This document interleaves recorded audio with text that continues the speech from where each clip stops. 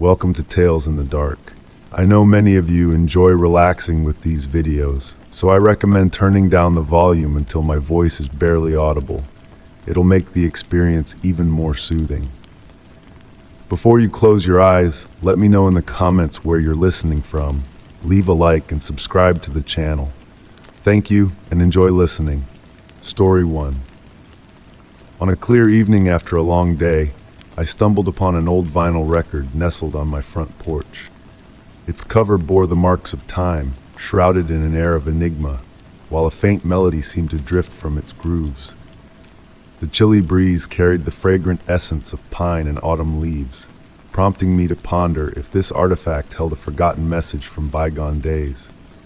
With care, I lifted the record, sensing its weight in my palms. The cover illustration portrayed a mist-covered forest in subdued hues of browns and greens, featuring a solitary figure traversing among the trees.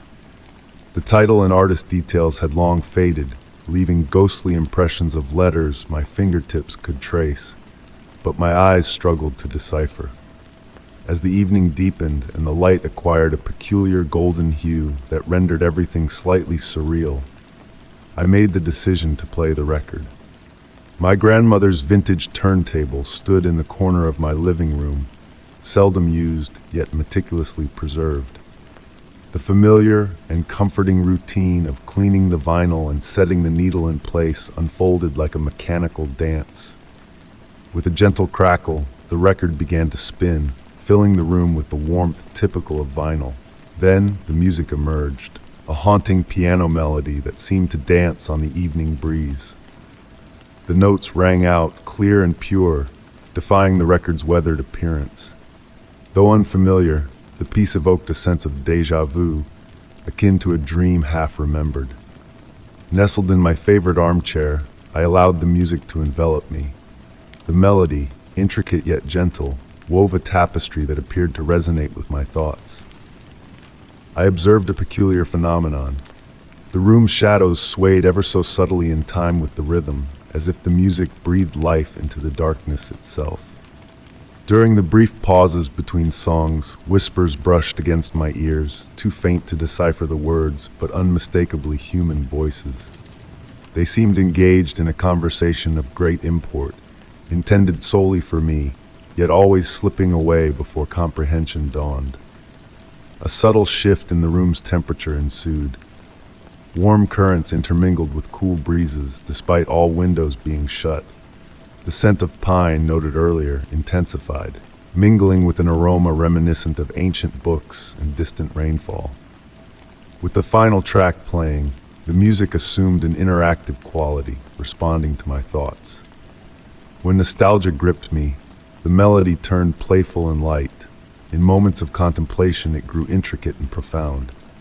It felt as though the record delved into my mind, perhaps even guiding it. A peculiar occurrence unfolded as side A concluded.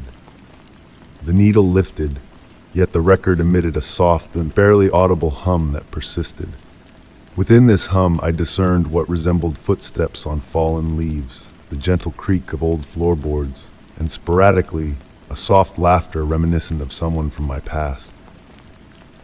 Drifting into slumber in my chair, I awoke to find the record still. The room cloaked in darkness, save for the moon's silver glow trickling through the windows. The cover art had transformed, the enigmatic figure now nearer, its features almost discernible. Since that evening, I've played the record nightly, discovering subtle variations in the music each time. New instruments occasionally manifested, impossible yet real, while the tempo sometimes synchronized with my heartbeat. The whispered voices between tracks grew clearer, though their message remained elusive. Despite my efforts to unveil the record's origins, the artwork and music confounded all attempts at identification. Local record stores and online forums yielded no leads, leaving me with only a small symbol on the label, a circular motif bearing a resemblance to a key or a sideways musical note. Most intriguing of all was the record's influence on my dreams. On nights when it played, my slumber was painted with vivid landscapes of unfamiliar yet intimately known places. I wandered through corridors lined with doors, each concealing a unique melody behind it. Occasionally, the figure from the cover art crossed my path, forever on the edge of clarity, like a photograph slightly out of focus. The record had seamlessly woven itself into my nightly routine, its mysterious melody now a comforting backdrop to my activities. As I pen these words, it plays softly in the background, its enigmatic notes mingling with the scratch of my pen on paper. I've observed the ink shimmering subtly with certain musical cues, and at times the words rearrange themselves when I avert my gaze. Perhaps some enigmas are not meant to be unraveled, but rather savored through experience. This record, regardless of its origins, has brought an unexpected tranquility to my evenings. Even now, I sense the music gently beckoning at the fringes of my awareness, inviting me to close my eyes and delve deeper into the tales it yearns to impart. Story 2. As I stood waiting for the light to change on the deserted street, a fleeting glimpse caught my eye. A dark figure darting across the crosswalk, disappearing in the blink of an eye. The gentle glow of the street lamp and the lingering scent of rain in the night air set a tranquil scene, yet an eerie sensation crept over me, a feeling that unseen eyes were fixed upon me from the shadows. The evening had begun like any other. I strolled home after a late shift, savoring the peaceful hush following a light rain. Droplets clung to nearby tree leaves, occasionally dripping with soft, melodic sounds upon the earth. The air held a peculiar clarity post-rain, carrying the fragrance of damp asphalt and blossoming night blooms. Though I had traversed this path countless times, that night felt different. The familiar route appeared somehow transformed, as if the rain had washed away the mundane and unveiled something enigmatic in its wake. Street lamps cast warm pools of light, resembling floating islands in the darkness, their edges softened by a mist rising from the cooling ground. It was then that I noticed the shadow.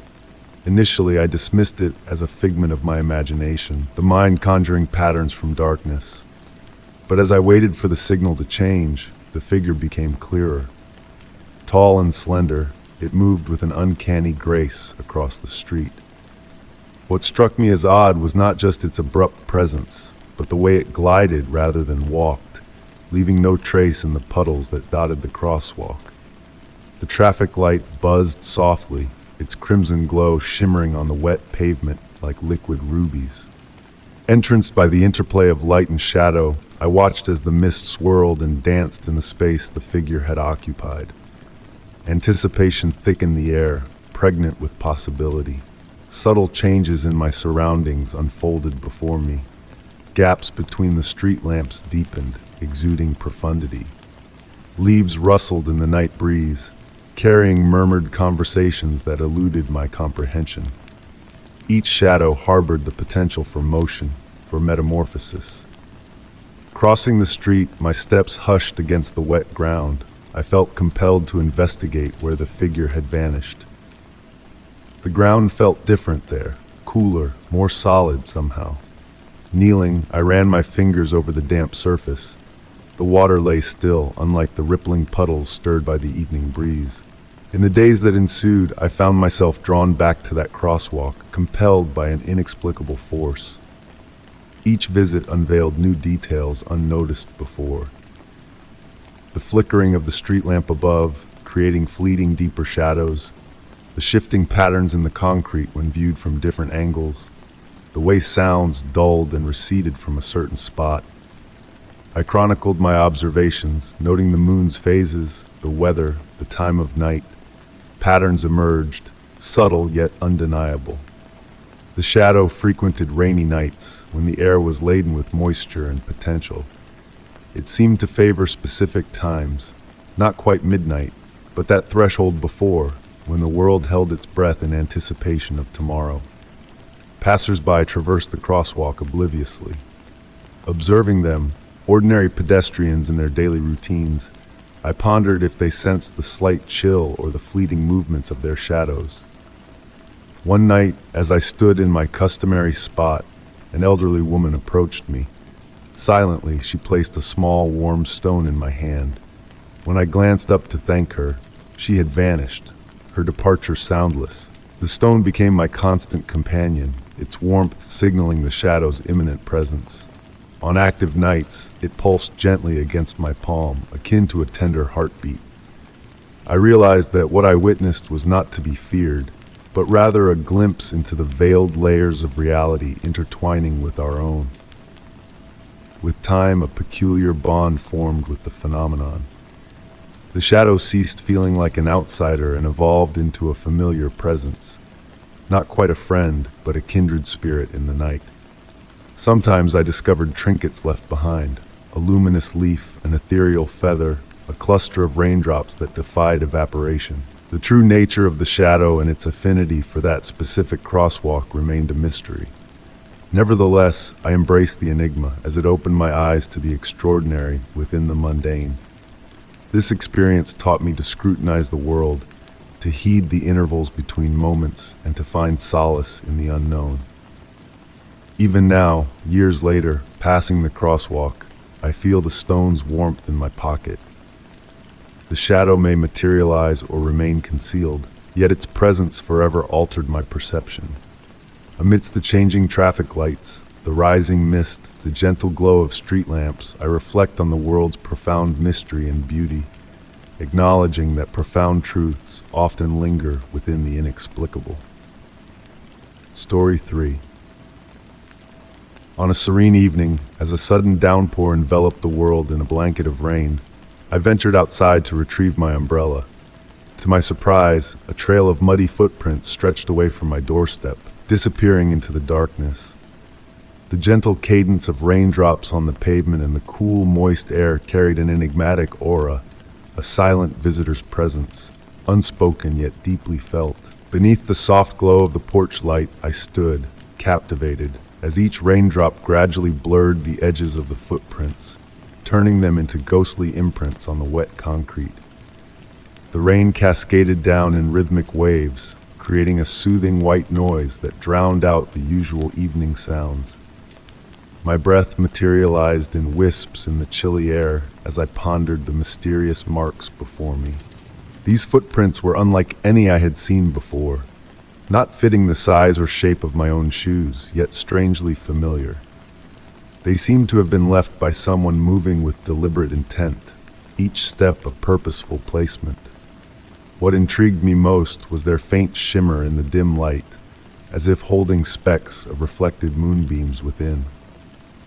Compelled by an unexplainable curiosity, I followed the trail, my own footsteps whispering softly on the damp ground, accompanied by the gentle patter of rain on my coat. The air carried the earthy scent of rain-soaked soil, intertwined with a subtle, sweet fragrance reminiscent of old books and dried flowers. The footprints led me through my garden, where raindrops adorned leaves and petals like glistening pearls on delicate threads. The night-blooming jasmine released its ethereal perfume, mingling with the misty air. The prints weaved through the plants with precision, never disturbing a single leaf or stem. It was as if the creator of these marks knew exactly where to tread. As I continued along the trail, I noticed a peculiar phenomenon surrounding the falling raindrops near the footprints. They hesitated for a fraction of a moment before touching the ground, forming fleeting spheres of suspended water. This subtle detail, almost imperceptible, caught my keen eye. The path guided me to a small clearing where the footprints arranged themselves in a perfect circle, as if the mysterious visitor had stood there, slowly turning in place. Within the circle, the grass appeared different, silvery, perhaps, or imbued with an otherworldly vitality. Each blade swayed in an unseen breeze, creating a mesmerizing dance. Kneeling down, I ran my fingers over the grass, feeling a coolness and a gentle vibration that seemed to hum through my fingertips. Each raindrop within the circle sang a silent melody as it descended, harmonizing with the symphony of the rain. Following the fainter, lighter trail beyond the circle, I arrived at the ancient oak tree at the edge of my property. Its massive branches outstretched like protective arms, leaves whispering ancient secrets in the rain. The footprints ended at the base of the tree, blending seamlessly with the natural patterns of the bark. Placing my hand against the wet bark, I sensed a subtle pulse, akin to a slumbering heartbeat. Water trickled down the trunk, forming patterns that seemed to almost shape into words before dissolving into the rain-soaked earth. In that moment, a profound shift in the atmosphere enveloped me. The air crackled with a gentle energy, reminiscent of the calm before a rainbow graces the sky. Raindrops fell in a choreographed dance, casting patterns of light and shadow that moved in tune with an unseen melody. Though the silent visitor remained unseen, their essence lingered, transforming my garden into a realm of magic and wonder. Even upon returning indoors, the scent of mystery clung to my clothes, a reminder of the ethereal encounter. In the quiet of rainy nights, I often find myself drawn outside, yearning to discover new footprints etched in the wet earth. Though the visitor has not reappeared, a subtle shift persists in the way rain cascades, in the way my garden blooms, in the way the old oak tree sways in the breeze. They left behind more than mere footprints, a gentle enigma that unfolds with each raindrop. As I pen these words by lamplight, another storm looms on the horizon. I ponder if the visitor merely passed through, or if they left a fragment of their essence woven into the tapestry of this place. Sometimes, as I drift into slumber to the lullaby of rain outside my window, I swear I hear faint footsteps echoing in perfect harmony with the raindrops, as if the visitor still traverses my garden, leaving no trace but their ethereal presence. Story 4. As the clock struck the witching hour, I found myself strolling along the neon-lit sidewalks of the city, my senses alive to the subtle mysteries that danced in the night air. The city's heartbeat pulsed beneath the surface of the street, mingling with the tantalizing sense of street food and the soft patter of rain on concrete. Whispers, like ghostly echoes, teased at the edges of my awareness, hinting at the enigmas that lurked in the shadowed corners of the urban landscape. At first, I paid them no mind, attributing the murmurs to the usual nocturnal symphony of distant traffic and unseen lives unfolding behind glowing windows. But this whisper was different, a siren call that beckoned me to follow its elusive melody. Each step I took seemed guided by an unseen force, my feet barely making a sound on the damp pavement. The neon lights above cast a surreal glow, painting the world in hues of purple and blue that shimmered in puddles like liquid gemstones. Wisps of steam rose from grates, twirling gracefully in the cool night breeze before vanishing into the darkness. The murmur, ever present, grew faintly clearer with each passing moment, a soft refrain that tugged at my curiosity without revealing its secrets. The bustling cityscape gradually gave way to a quieter realm, where ancient brick buildings loomed like silent sentinels, their windows watching me with silent intrigue. The neon glare faded into the warm embrace of vintage street lamps, casting long shadows that intertwined with the centuries-old stone facades. Here, the whisper took on new notes, a haunting melody that echoed through the narrow alleys, hinting at stories untold and mysteries unsolved. Gone were the familiar sounds of the city. No blaring car horns, no distant sirens, only the enigmatic symphony that seemed to emanate from the very walls around me. Small details caught my eye, anomalies that defied logic and reason. Flowers blooming out of season, carvings on doorways that shifted and changed with each glance, shadows that danced independently of their sources. The air grew heavy with the scent of rain and something more elusive, a fragrance of antiquity and memory that stirred something deep within me. My fingers trailed along the rough brick walls, and I could swear I felt a subtle vibration, as if the ancient stones themselves were humming in harmony with the mysterious melody. In a secluded courtyard, I discovered a silent fountain, its waters still as midnight, reflecting the amber glow of the street lamps above. The murmur enveloped me like a velvet cloak, weaving a tapestry of voices and music that transcended earthly comprehension. Seated on the fountain's edge, I closed my eyes and surrendered to the ethereal chorus that surrounded me. The voices spoke in hushed tones, weaving tales of the city's past, present, and perhaps its future. Laughter like silver bells, the rustle of silk skirts from a forgotten era, the echo of footsteps on cobblestones long paved over, all merged into a symphony of timelessness. Hours slipped by unnoticed, the courtyard existing in a realm untouched by the passage of time. When I opened my eyes, a wondrous sight greeted me. Shadows in the dim light took on elusive forms, flickering and swaying in a dance of unseen energies. They moved to the rhythm of the mysterious murmur, telling stories in a language only the soul could comprehend. In that moment between wakefulness and dreams, I glimpsed the true essence of the city, a hidden world of beauty and wonder that revealed itself to those who dared to listen.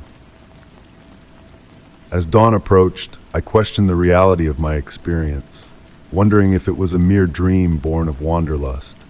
Yet deep within me, I knew that some mysteries were meant to be felt rather than understood, cherished like delicate treasures hidden in the folds of memory.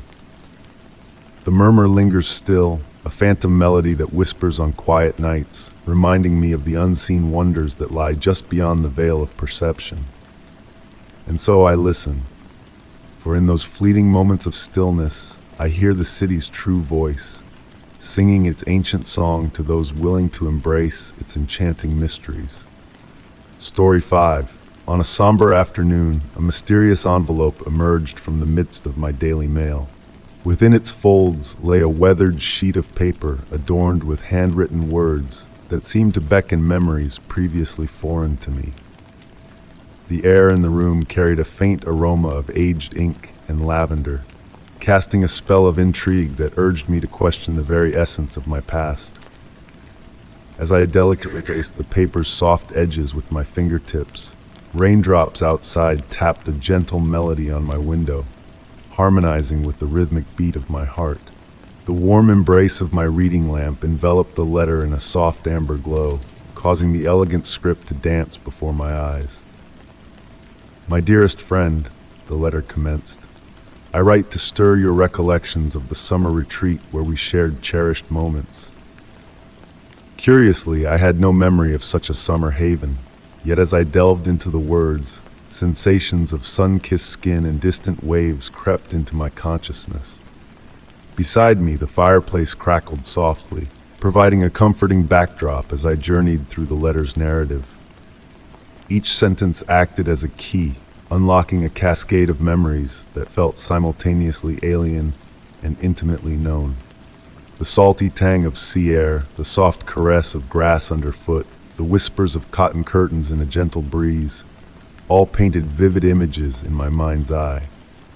Tales of afternoon teas in delicate china cups adorned with blue blossoms, of hushed exchanges in a perennial garden, and of a mysterious locked room on the upper floor unfolded before me, each detail etching itself into my mind with eerie clarity. With each revelation, the phantom memories grew stronger, more tangible, yet I remained certain that these experiences were not my own. A soft purr resonated from my feline companion on my lap as I turned to the second page, her presence grounding me in the present while I traversed this ethereal realm of remembrances. The graceful handwriting continued, weaving a tapestry of events that felt as real as the chair beneath me. Strolls through mist-laden gardens, flickering shadows in candlelit rooms, distant melodies of a phantom piano. As the wooden floors creaked beneath me, echoing the described sounds of the ancient summer house, the scent of lavender intensified, permeating the room with memories that seemed to belong to another lifetime. Or did they? The letter's author divulged secrets shared, unspoken understandings, and vows exchanged in whispered confidences. They mentioned a locket that purportedly bore a photograph of two young women standing before a grand estate. Though my fingers found only bare skin at my neck, the phantom weight of that locket lingered as a ghostly sensation. Beyond the window, the rain whispered a cryptic message, its gentle cadence weaving into the narrative of the letter. Tales of rainy days spent in the library of the summer house, where books' titles shifted surreptitiously, stirred a sense of déjà vu that defied logic. As I approached the letter's conclusion, the ink seemed to wane, as if the very words were morphing into memories themselves. The writer recounted a pivotal choice we had made, a decision that promised to reshape reality itself. A midnight ritual in the moonlit garden, where shadows defied the laws of physics, marked a turning point in the tale. The letter's parting words resonated as both conclusion and prologue. Remember, dear friend, that memories are fluid, our perception of self merely a narrative we choose to embrace. May this letter offer you a new story, or perhaps unveil the one you chose to forget. Signed with an enigmatic initial that eluded my gaze, the ink seemed to shift with each attempt to decipher it. As I folded the paper along its creases, a fleeting reflection in the window caught my eye. For a moment, a face unfamiliar yet intimately known stared back at me in the lamplight, a visage that seemed to mirror my own, yet bore the weight of untold stories. The rain subsided, the scent of lavender dissipated, and I carefully returned the letter to its envelope, aware that my memories, whether genuine or illusory, had been forever altered. Drifting into slumber in my favorite armchair, the distant whispers of waves and piano notes serenaded my dreams, accompanied by the phantom weight of a non-existent locket against my skin. Story 6. As I strolled through a serene neighborhood on an unusually balmy night, a mysterious aroma captivated my senses. It was a complex blend of exotic spices intertwined with a subtle sweetness, wafting through the crisp midnight air. I couldn't shake off the feeling that this scent held a deeper significance, a whisper from the realms beyond our ordinary understanding. My sensitivity to scents, finely attuned to the slightest shifts in the atmosphere, usually uncovered hidden nuances. Yet, this fragrance was different. It felt intentional, almost sentient in its allure. The night embraced me with its gentle warmth, carrying traces of cardamom, saffron, and an elusive undertone that eluded my recognition. My steps were guided by an unseen force, following the ethereal trail laid out before me. The streetlights cast a soft amber glow, pulsating like sleepy fireflies in the stillness. In the distance, the symphony of crickets harmonized with the rustling leaves, creating a soothing backdrop to my mysterious journey.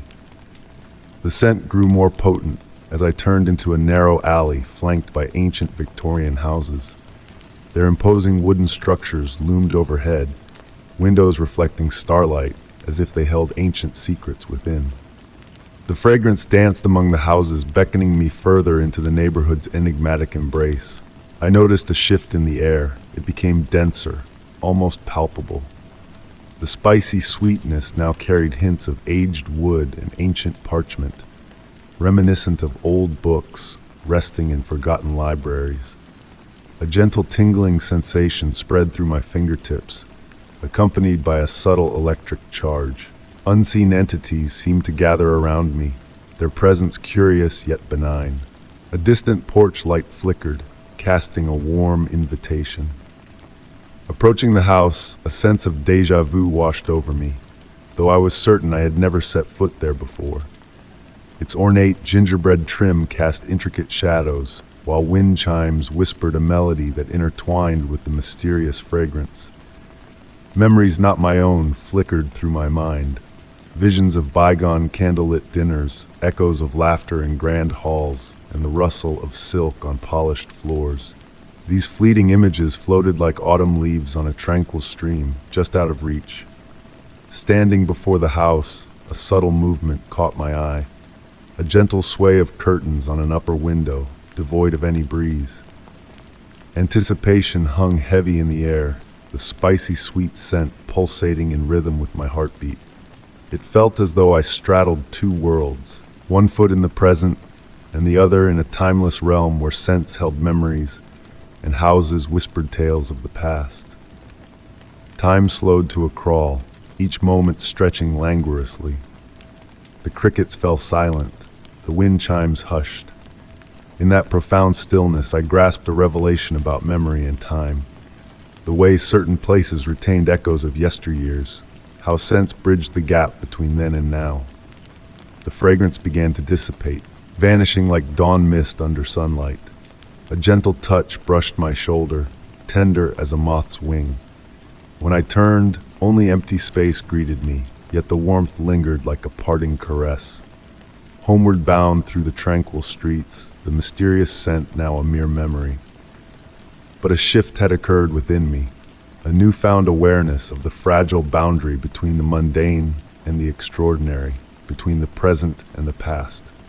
On warm, still nights, a faint trace of that spicy, sweet fragrance lingers in the air, as if seeking another soul to share its tale, to traverse the line between dreams and reality in the velvety embrace of midnight.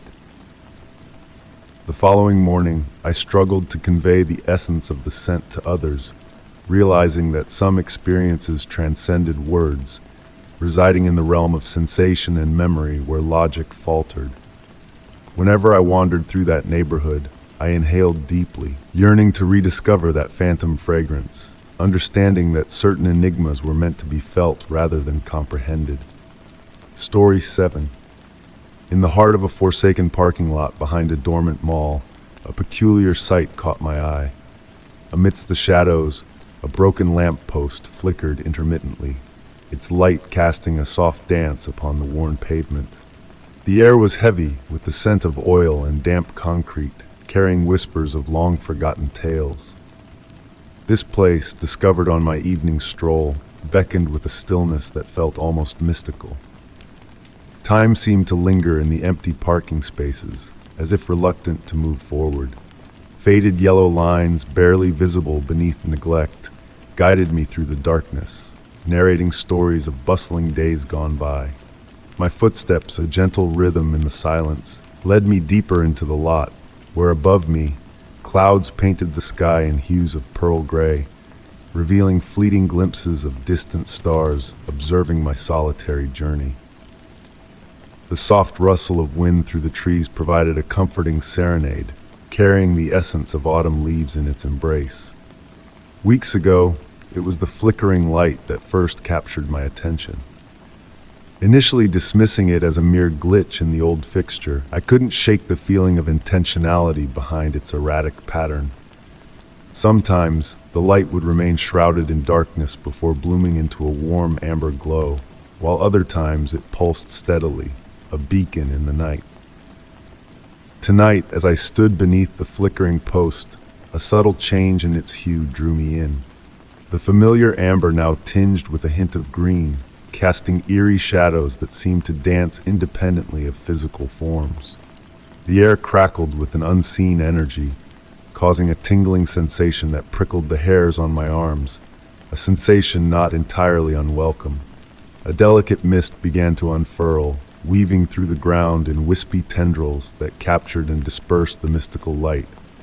Within the swirling patterns, elusive shapes teased my sight, fleeting movements that dissolved upon closer inspection.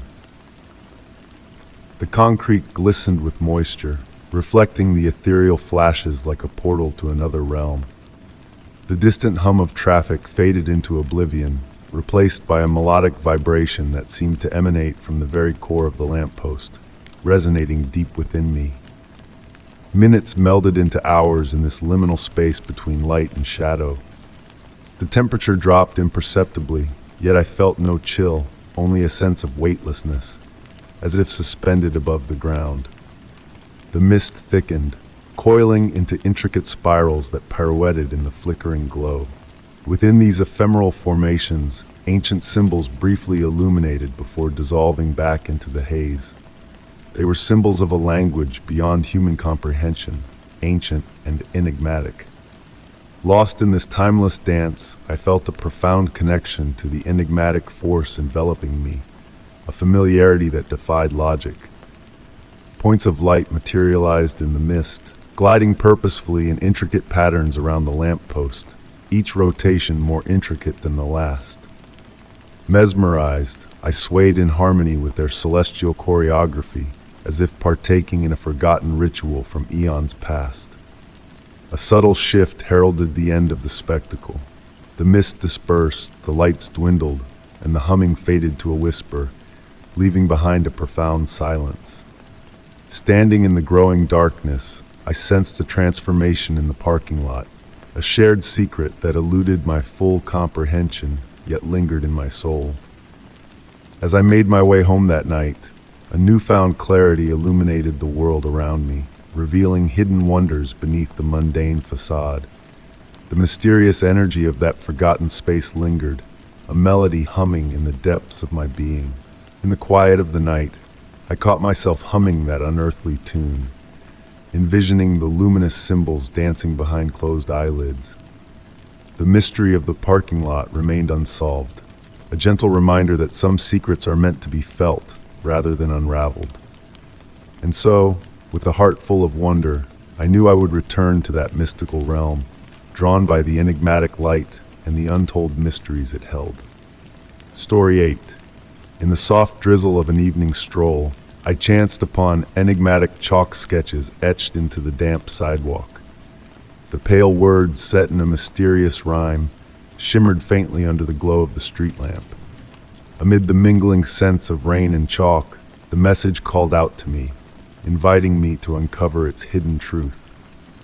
I knelt down, feeling the chill of the concrete seep through my knees, and traced the intricate lines with my fingertips. The chalk possessed an otherworldly texture, almost like crystal, and seemed to sparkle under my touch. Each symbol was crafted with precision, its elegant curves hinting at a deeper significance than mere street art.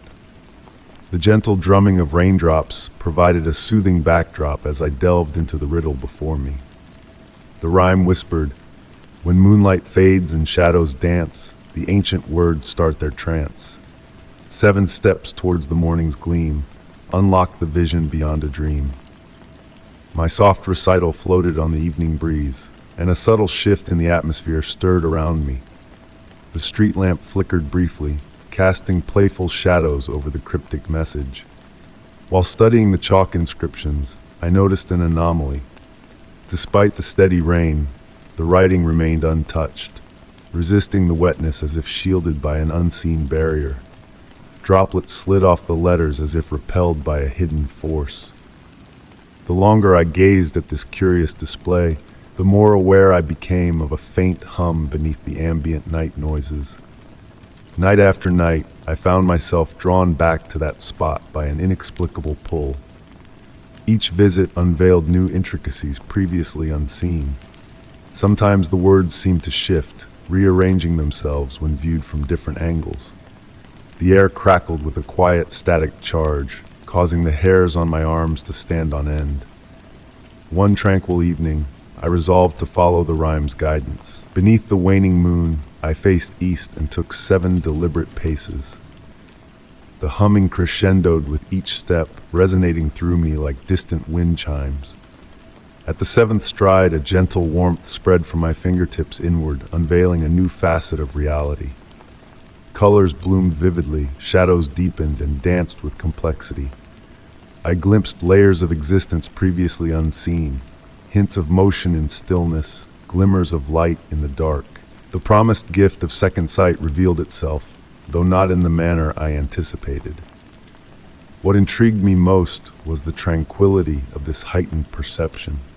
It brought a profound peace, as if I had finally focused my gaze on a world previously blurred. The rain fell softly, creating a shimmering veil for these newfound visions to frolic within. In the ensuing weeks, I observed my enhanced sight ebb and flow like the lunar phases. During these cycles, I noticed more chalk messages appearing throughout the neighborhood, each unique, yet sharing the same crystalline essence and meticulous craftsmanship. The enigmatic creator eluded me, but I sensed a quiet presence, observing with amusement as I documented my discoveries. The original rhyme remained my cherished favorite, drawing me back time and again. Gradually, I understood that it wasn't just words on concrete. It was a key unlocking something dormant within me. The subtle hum became a constant companion, a gentle nudge towards the hidden marvels that surrounded us. Some nights, when the rain fell just so and the street lamp bestowed its ethereal glow, I sat by the chalk drawings, listening to the world's whispers. I've kept this tale close, savoring the enchantment in solitude, where reality and dreams blend seamlessly. The rhyme endures, untouched by time or weather. I sometimes ponder if others see it too, or if it patiently waits for the right soul to pause, kneel, and trace those luminous letters with wonder-filled hands. Perhaps you'll stumble upon your own cryptic message one rainy evening, written in that peculiar shimmering chalk that gleams beneath the street lamps. Story 9. On a frosty winter evening, I wandered down a narrow alley, blanketed in a delicate sheen of ice. Beneath my feet, the frozen debris crunched with a melodic rhythm, punctuated by a series of footsteps that echoed strangely in the night. The frigid air carried a faint metallic tang, urging me to trace the unseen path ahead. The scene before me felt suspended in time, bathed in the ethereal glow of moonlight that painted long shadows across the frosted brick walls. Wisps of steam rose lazily from metal grates, weaving intricate patterns that danced in the stillness. Each exhale formed a delicate cloud, merging with the misty veil that lingered in the air like a silent observer.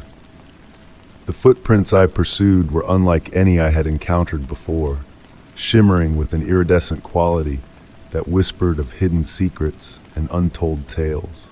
My fingertips brushed against the rough texture of the brick walls, grounding me in the present while my thoughts drifted through realms of possibility. The soft echo of my footsteps blended harmoniously with the distant murmur of the wind, creating a soothing cadence that enveloped me in tranquility.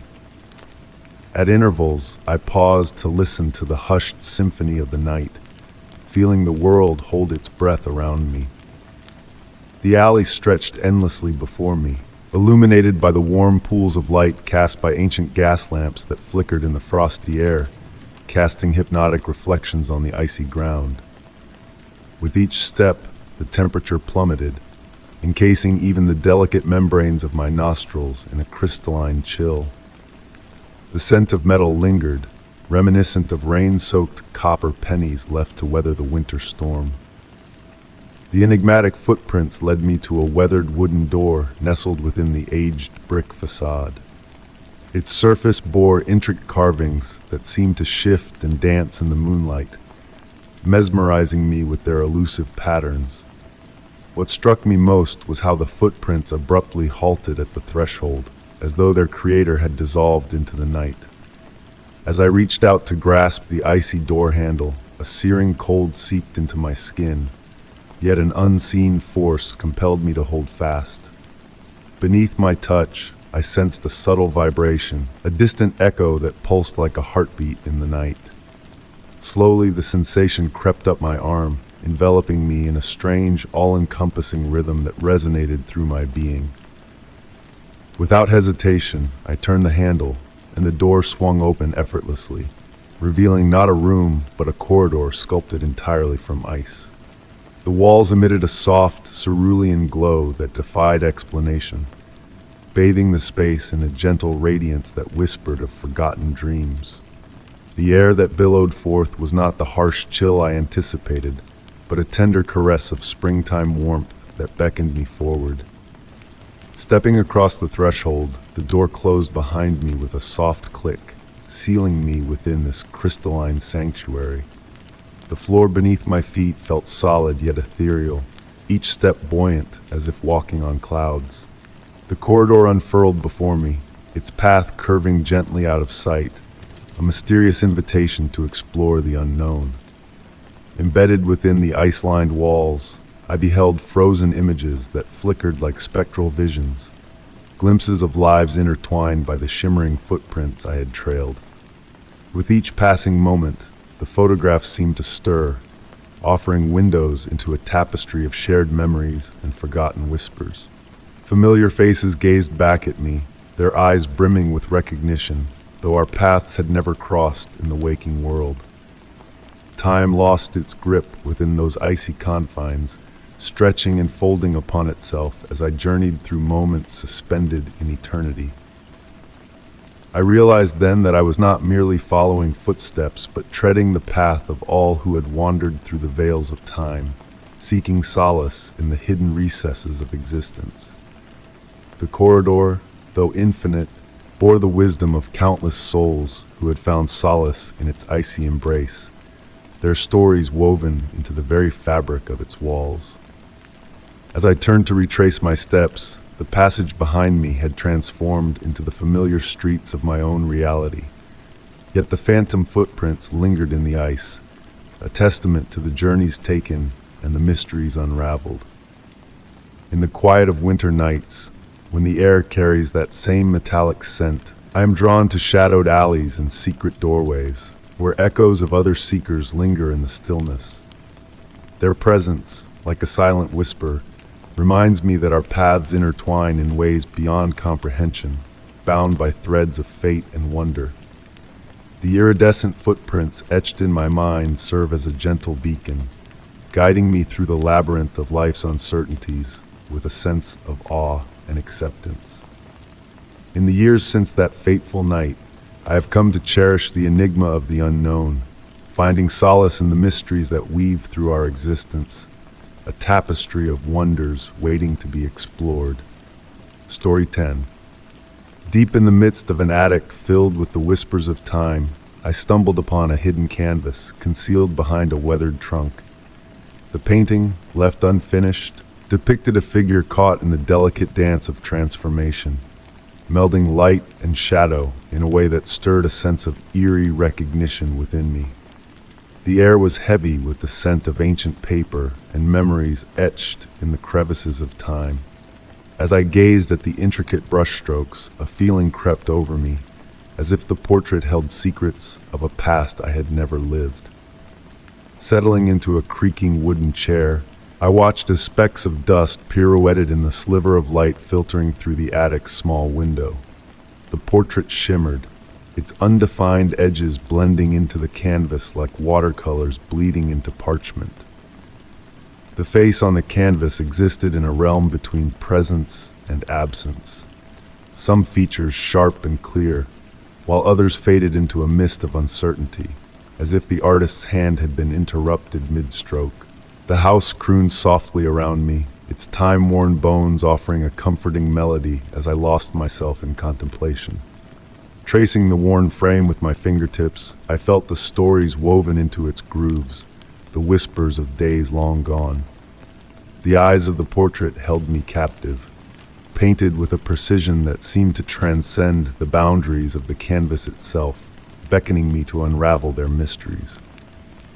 As the evening descended, bathing the attic in a golden glow that cast long shadows, a cool breeze carried the promise of autumn through a crack in the window. In the dimming light, I found myself conversing with the portrait, sharing thoughts and musings as though confiding in an old companion. In the deepening dusk, a peculiar phenomenon caught my eye. Certain brushstrokes shifted and swirled, morphing into different shapes depending on the angle of view, creating an illusion of fluidity in the twilight. The unfinished parts hinted at myriad possibilities, a fleeting smile one moment, a whisper of sorrow the next. Time warped in that attic space, stretching and folding upon itself as I delved deeper into the enigma of the portrait. Behind it, a faded inscription emerged. "Remember, the light changes everything." The words, penned in a dreamlike script, tugged at something primal within me, forging an inexplicable bond between myself and the elusive artist.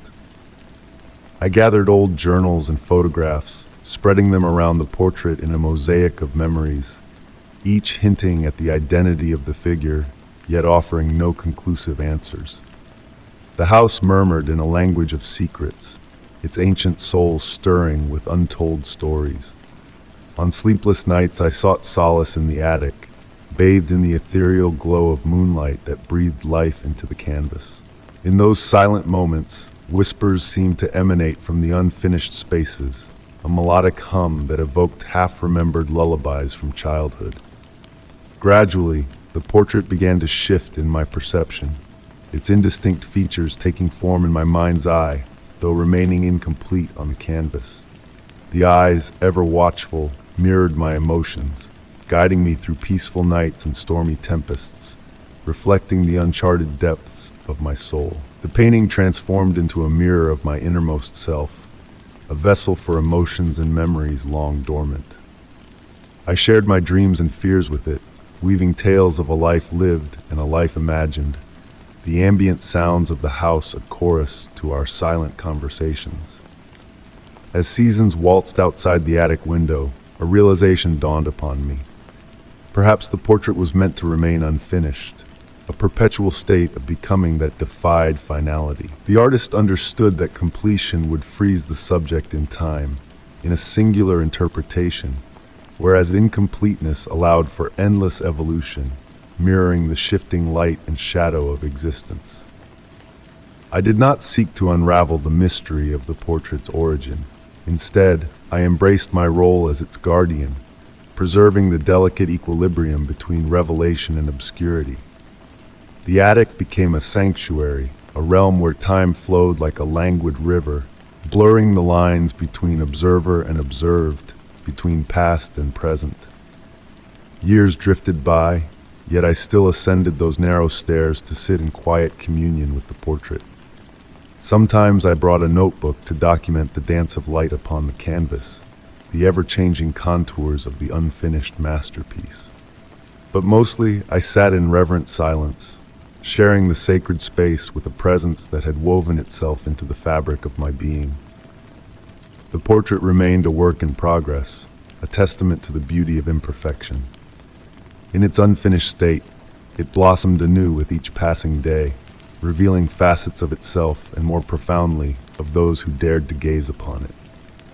The mystery did not demand unraveling. It beckoned to be experienced, a tapestry of quiet moments bathed in the gentle, dust-dappled light of the attic. Story 11. Deep within the forgotten recesses of a centuries-old estate, I chanced upon a weathered key nestled atop a dusty table, its intricate design whispering of untold tales from a distant past. The abandoned wing exuded a sense of quiet grandeur, echoing with the faint remnants of voices long silenced by time.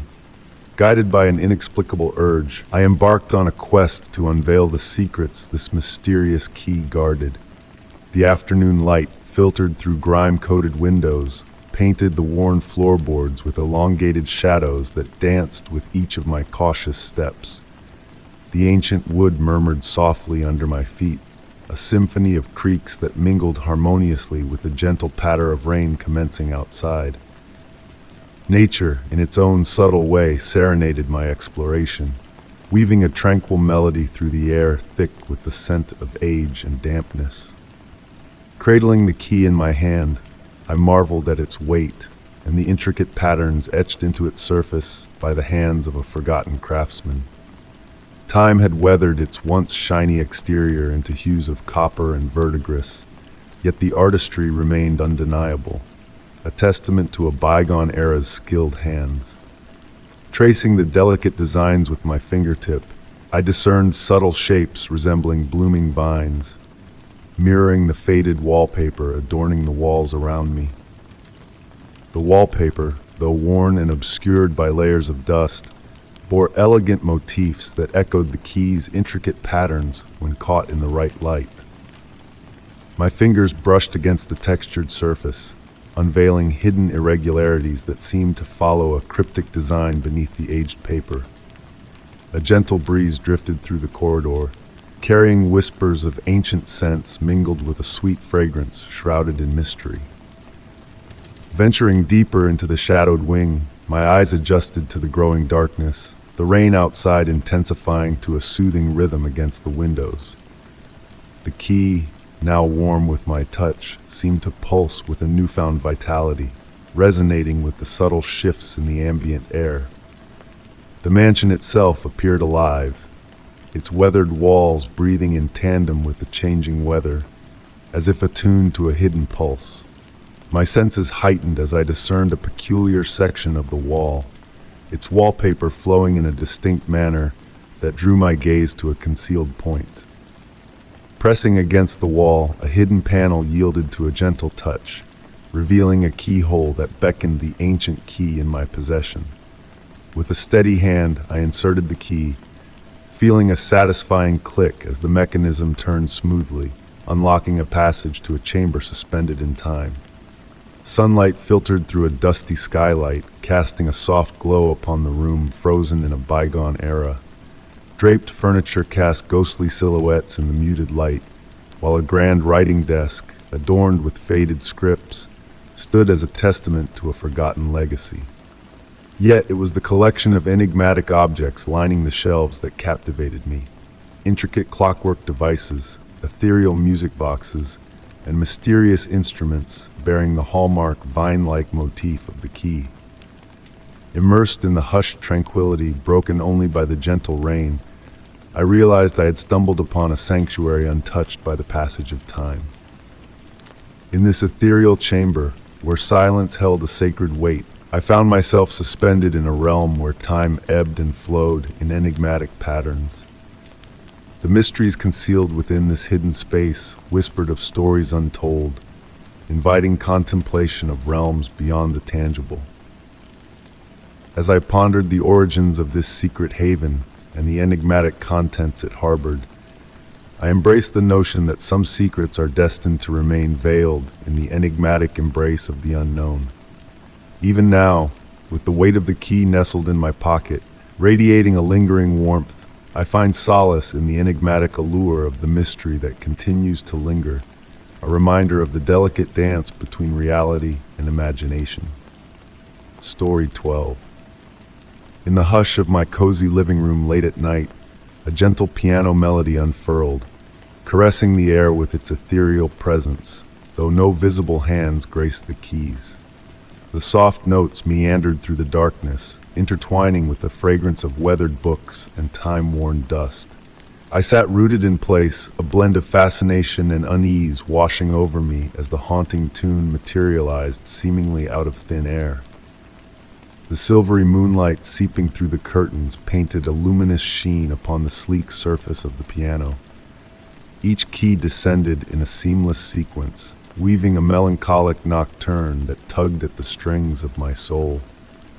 The melody, though simple in structure, carried a depth of emotion that resonated within me, stirring a longing that echoed in the chambers of my heart. Enveloped in the warmth of my grandmother's cherished quilt, I remained ensconced in my armchair, surrendering to the enigmatic allure of the music that enveloped me.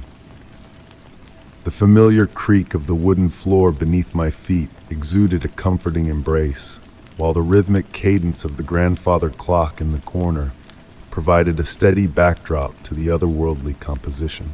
As the mysterious melody continued to weave its spell, subtle shifts in the room's ambience began to manifest.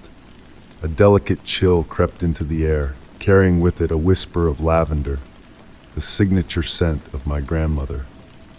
The flames in the fireplace flickered with a mesmerizing slowness, as if captivated by the music's enchantment. Each note lingered in the atmosphere, elongating time itself and casting a dreamlike quality over the room. With closed eyes, I endeavored to etch every nuance of this surreal moment into my memory. The piano's resonance held a peculiar quality, akin to droplets cascading into a tranquil pond, each note creating ripples that intermingled harmoniously. Beneath the primary melody, faint echoes of familiar tunes danced at the periphery of recognition, teasing my senses with their elusive familiarity. Upon reopening my eyes, I discerned a subtle shift in the moon's glow, casting new shadows that danced across the room. The music, now softer and introspective, unveiled intricate details previously unnoticed. The gentle sway of the sheet music stand, the precise movement of the pedals, the faint creak of the piano bench devoid of a physical presence. As the melody unfolded, memories stirred within me, evoking evenings of yesteryears spent in the company of my grandmother at this very piano. I recalled the grace of her fingers as they traversed the keys, imparting simple melodies and imparting musical wisdom. Her closed eyes, lost in the emotive tapestry of each composition, resonated vividly in my mind. In a response to my reveries, the mysterious pianist's tune subtly shifted, incorporating fragments of the lullaby my grandmother had once played for me. The harmonies that emerged, blending the past with the present, spoke of a poignant amalgamation of joy and wistfulness. The room's temperature fluctuated, enfolding me in pockets of warmth reminiscent of bygone embraces. The shadows on the walls swayed in synchrony with the music, and fleeting impressions of phantom hands gliding over the keys flitted at the edge of my vision, dissipating whenever I sought to fixate upon them directly. Time seemed to ebb and flow, blurring the boundaries between reality and reverie. As the melody gradually decelerated, each note lingered with deliberate intent, gradually fading into a hushed whisper. A gentle zephyr grazed my cheek, carrying with it the familiar scent of lavender, now mingled with the earthy essence of aged wood and piano polish. With the final notes dissipating into silence, a serene tranquility settled upon the room. The piano keys lay dormant, yet the air remained charged with an indefinable energy, an enigma that eluded rational explanation. The grandfather clock tolled softly, signaling the approaching dawn, and I became cognizant of the imminent sunrise. The enigma of the nocturnal pianist's identity remained shrouded in mystery, the haunting melody etched in my recollections, forever elusive in its replication. On quiet evenings, when the moonlight painted a spectral glow through the windows, I would find myself ensconced in my armchair, attuned to the subtle whispers of the night, yearning to once again be enveloped in that ethereal melody. Though the unseen pianist never graced my presence anew, a lingering presence seemed to linger in the room, as if a spectral hand hovered above the keys, poised to unfurl another nocturne at the opportune moment. The piano, a silent sentinel in my living room, bore the vestiges of that extraordinary night, collecting a thin film of dust between intermittent polishings. Yet with each passing by, I caught a faint trace of lavender in the air, and the ivory keys retained a residual warmth that whispered of an otherworldly touch. Perhaps some mysteries are not meant to be unraveled, but instead cherished as enigmatic treasures, blurring the line between the tangible and the intangible, weaving a tapestry of memories that transcend the realms of dreams and reality. Story 13.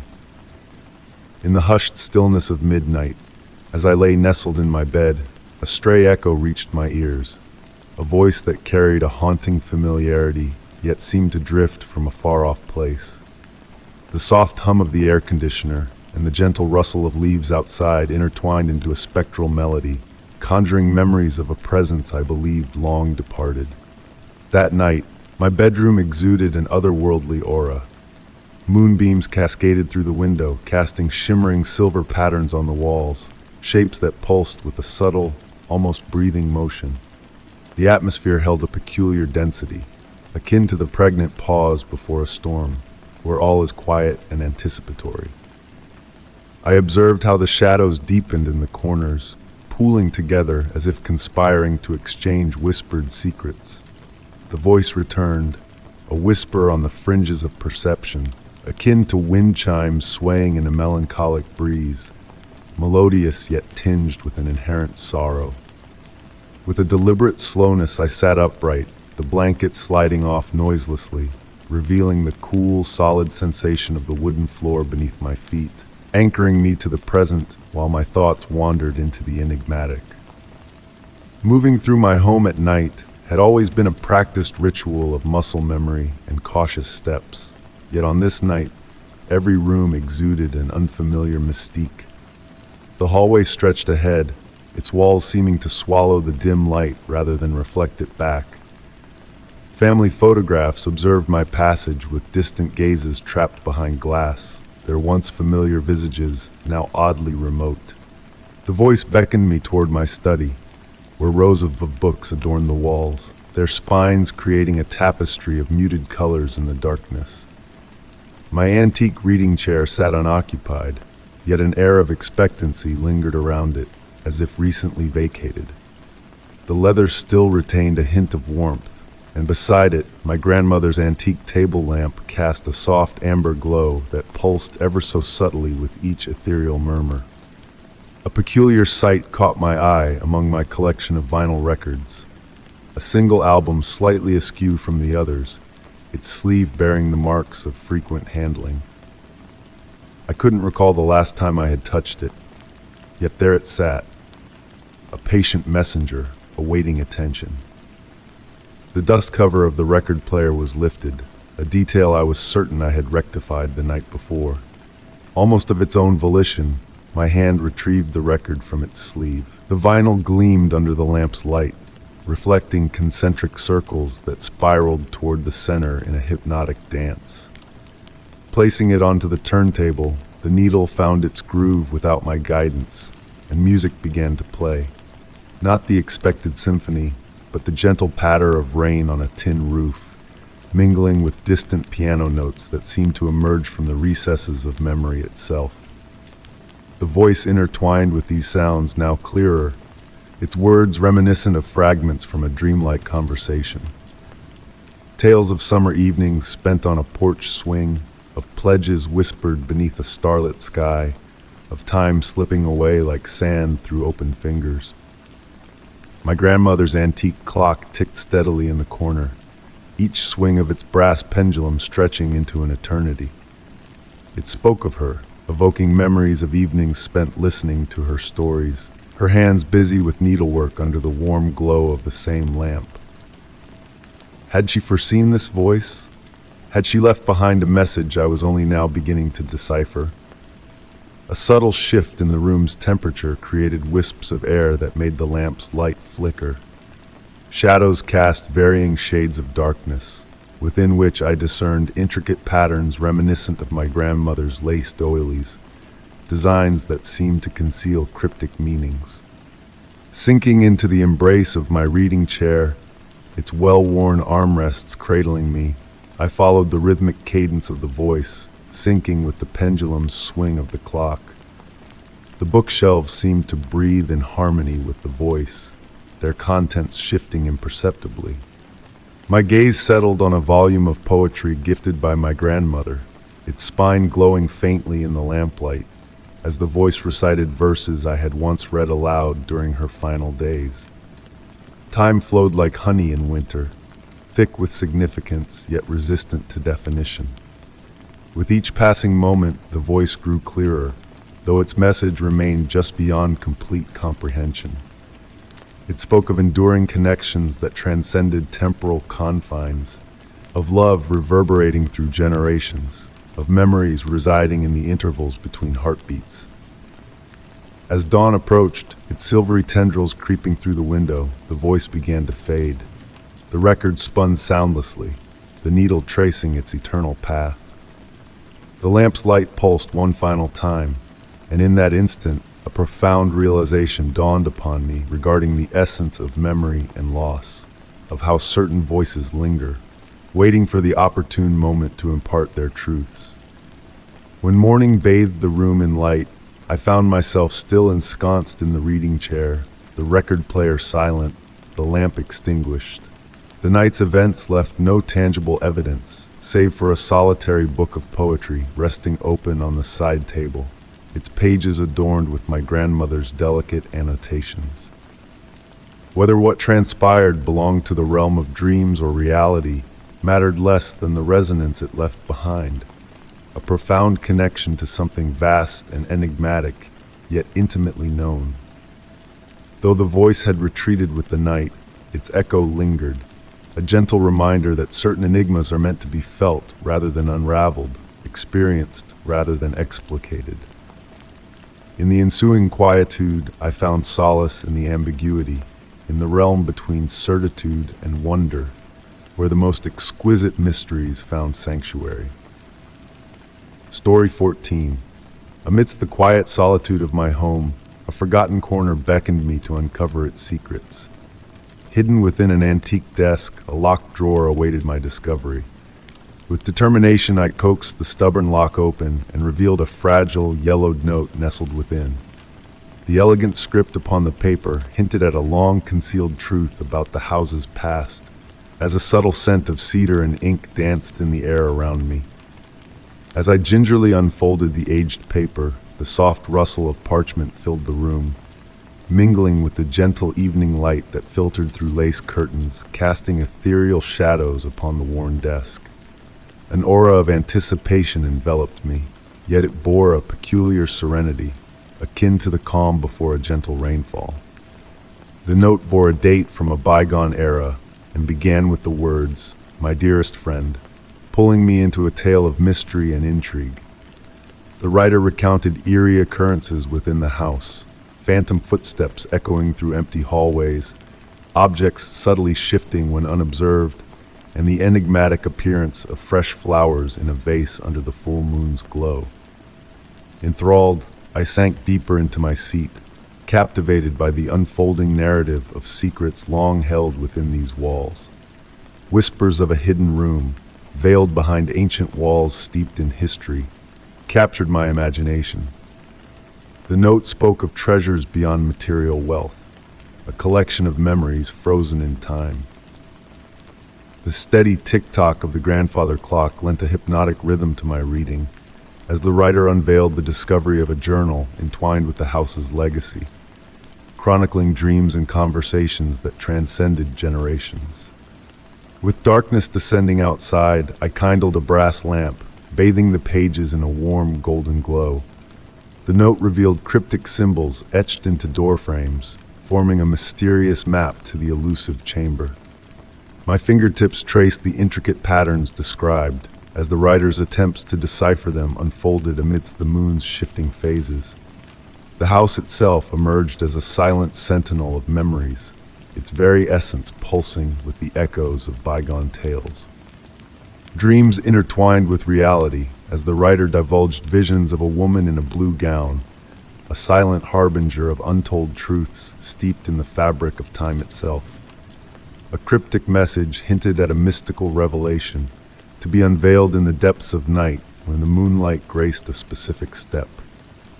Breath held, I absorbed the enigmatic words, attuned to the subtle symphony of the house's murmurs, the whispers of yesteryears entwined with the present.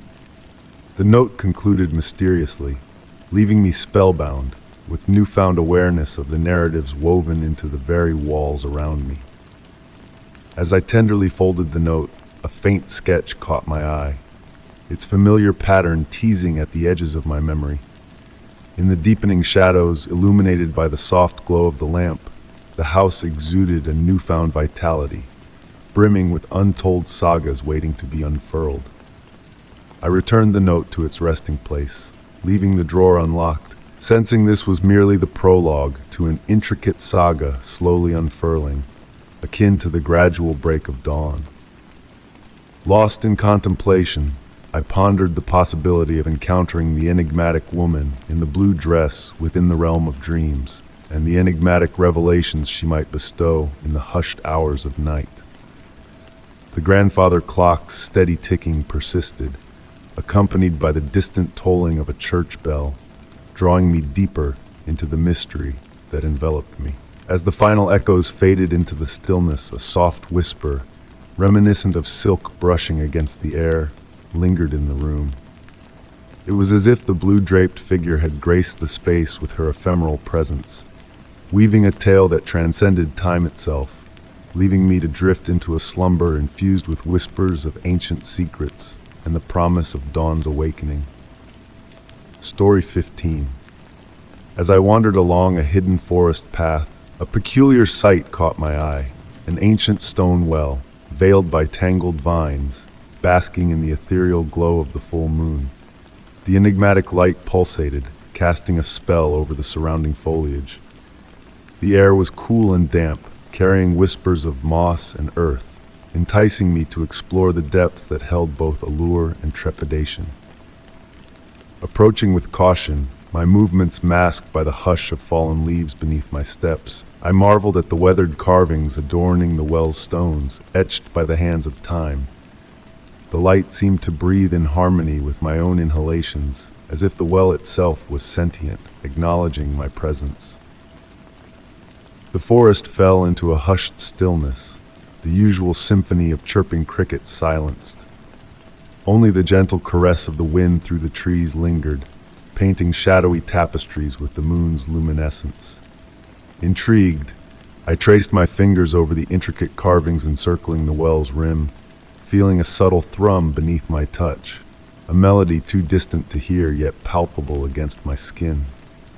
The stone, cool and sleek, possessed a metallic sheen that defied its earthly composition. The light from within cast peculiar shadows as I traced the patterns, akin to sunlight dancing beneath water, a dance of the mystical. Driven by curiosity, I leaned closer, peering into the well's abyss. Instead of darkness, I beheld a vast expanse teeming with swirling lights, akin to stars caught in a gentle whirl. Patterns emerged within the luminosity, fleeting shapes that eluded my focus.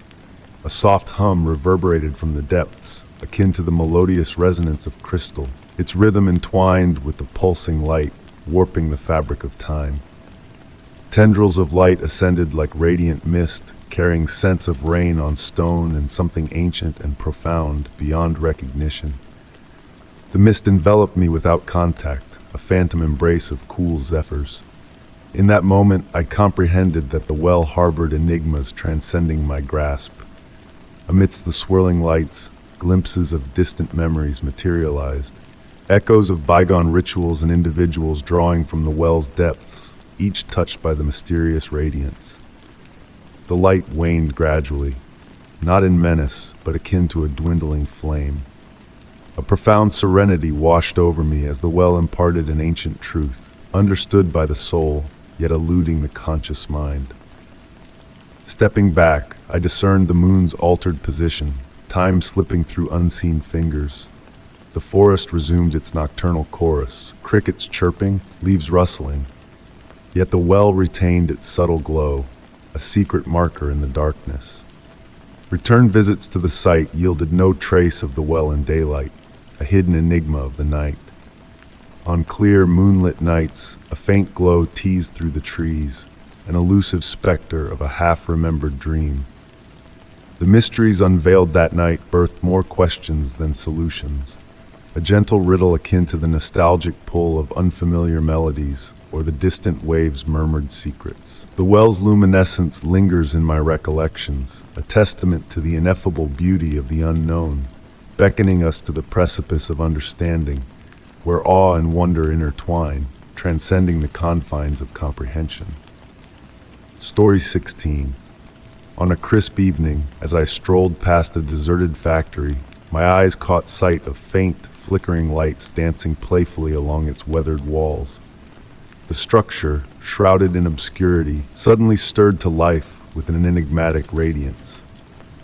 The atmosphere carried whispers of rust and the faint echo of forgotten machinery, while the mysterious glow beckoned me closer, luring me to unravel the enigma behind the phantom lights. I found myself irresistibly drawn towards the aged edifice, my every step accompanied by the gentle crunch of gravel and fallen leaves underfoot. A soft autumn breeze brushed against my skin, carrying with it the scent of damp earth and ancient brick. As I neared, the lights pulsed with a subtle rhythm, akin to a tranquil breath, inhaling and exhaling in a slow, hypnotic cadence that mirrored the beating of my heart. The exterior walls of the factory loomed before me, bearing the marks of decades gone by. Layers of old paint peeled away like time-worn scrolls, unveiling a tapestry of history beneath. Dust-laden windows, some clouded with age, reflected the mystical lights in a manner that blurred the lines between inside and outside, evoking a sense of ethereal suspension. My hand brushed against the cool metal of a side door, which surprisingly yielded with a mere whisper from its hinges. The soft sound reverberated through the empty expanse within, a gentle reminder of the vastness that lay ahead. The air inside felt different, not stagnant as anticipated, but vibrant with an electric vitality that caused the fine hairs on my arms to stand on end. Venturing further into the interior, I observed how the phantom lights seemed to guide my path, hovering just ahead and casting soft shadows that danced upon abandoned machinery. These silent sentinels stood as if frozen in time, their forms transformed by darkness into abstract sculptures. The distant drip of water created a soothing melody that accompanied my exploration. The lights led me up a metal staircase, each step emitting a soft metallic melody beneath my feet. Ascending, I became aware of a subtle vibration in the air, barely discernible yet undeniably present. It faintly resembled the hum of distant power lines, yet possessed a more melodic and intentional quality. On the second floor, I encountered a vast open space where moonlight filtered through shattered skylights, blending with the warm glow of the phantom lights. Dust motes pirouetted in these beams, forming intricate patterns that seemed almost purposeful. The floor was strewn with aged papers, bearing faded technical drawings and handwritten notes curling with time. As I stooped to examine one of the papers, the lights congregated around me, their glow intensifying slightly. In that instant, I realized they were not mere happenstance. They moved with intent, with intelligence. They wove patterns reminiscent of constellations, then morphed into shapes resembling letters in an alphabet beyond my comprehension. The room's temperature subtly fluctuated, generating pockets of warmth that drifted past like unseen currents. The lights responded to these shifts, their hues transitioning from warm amber to cool blue and back again. I swayed involuntarily, captivated by their choreography, as though they were performing a silent sonata solely for me. In a remote corner, the lights clustered around an antiquated control panel, adorned with dormant switches and dials. Yet, as I observed, the phantom lights seemed to recreate the echoes of activity that once animated this place. They glided through the air in rhythmic motions, like spectral echoes of the workers who once operated these machines. Time seemed to lose its grip as I stood there, enraptured by this otherworldly exhibition. The ambient sounds of the building, the distant drip of water, the sigh of wind through shattered windows, the faint groan of settling metal, melded into a soothing lullaby. The lights continued their graceful dance, each movement narrating a tale I could sense, but not wholly grasp. As the night deepened, I noticed the lights waning, not abruptly, but with the same gradual patience with which they had appeared. Ascending towards the skylights, their glow faded until they were scarcely discernible against the pre-dawn sky. Before vanishing entirely, they formed a pattern resembling a farewell gesture, leaving me with a profound sense of having witnessed something exquisitely beautiful, yet ineffably inexplicable. Retracing my steps through the building, now guided by the burgeoning light of dawn, the factory bore a different ambiance in these early morning hours, serene rather than forsaken, as if the phantom lights had imparted a fraction of their essence to the space itself. Even now, I occasionally pass by the old factory at night, yearning to glimpse those enigmatic lights once more. Though they have yet to reappear, the air always carries that same electric charge, that same promise of potential, as if the lights await the opportune moment to rekindle and continue their enigmatic narrative. Story 17. As I sifted through a dusty trunk tucked away in the forgotten nook of the attic, my fingers brushed against a worn, leather-bound diary, its pages tinged yellow with the passage of time. A delicate scent of aged paper and vanilla wafted up, enveloping me as I delved into entries hinting at untold truths and veiled lives. Each carefully scripted word felt like a whispered confession from a realm veiled in enigma. The diary bore the name Elizabeth, her graceful script weaving across the pages like dark rivers of ink. Sinking into an aged armchair, the time-worn floorboards murmuring beneath me, I let myself be drawn into Elizabeth's world. The soft patter of rain against the attic windows wove a lulling cadence, harmonizing with my exploration. Through Elizabeth's musings, I uncovered a peculiar phenomenon she encountered every midnight without fail. She chronicled a gentle, eerie hum that seemed to resonate from the very walls of her chamber. Not jarring, she noted, but akin to distant wind chimes carried on a summer breeze. This ethereal melody would linger for precisely 7 minutes before dissolving into the silence of the night. With each passage I perused, I discerned subtle shifts in Elizabeth's narrative. Her depictions grew more intricate, particularly concerning the play of light in her quarters during these midnight interludes. She detailed how shadows would waltz and sway, not menacingly, but as if attempting to convey something just beyond her grasp.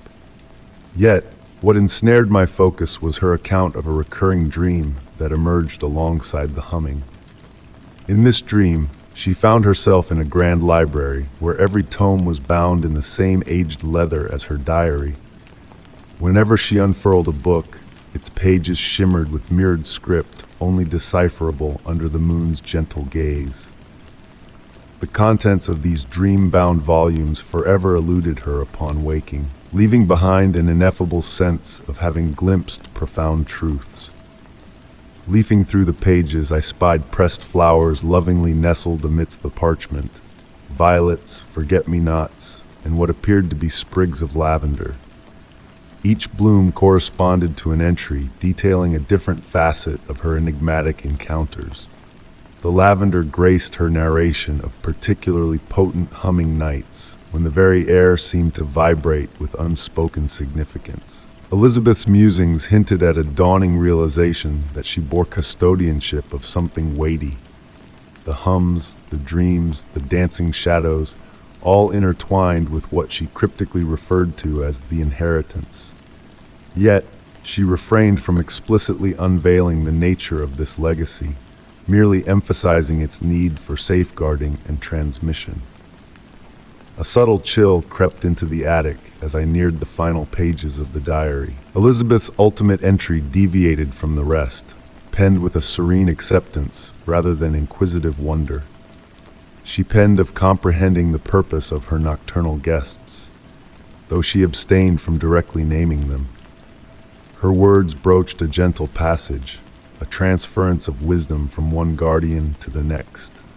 Upon closing the diary, I detected a newfound warmth emanating from its leather cover, as if harboring an inner glow.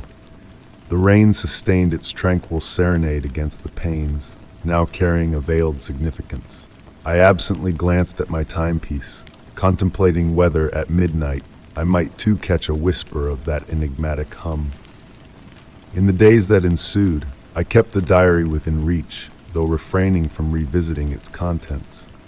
Occasionally, in the hushed interludes between consciousness and slumber, I fancied I could discern the distant echo of wind chimes.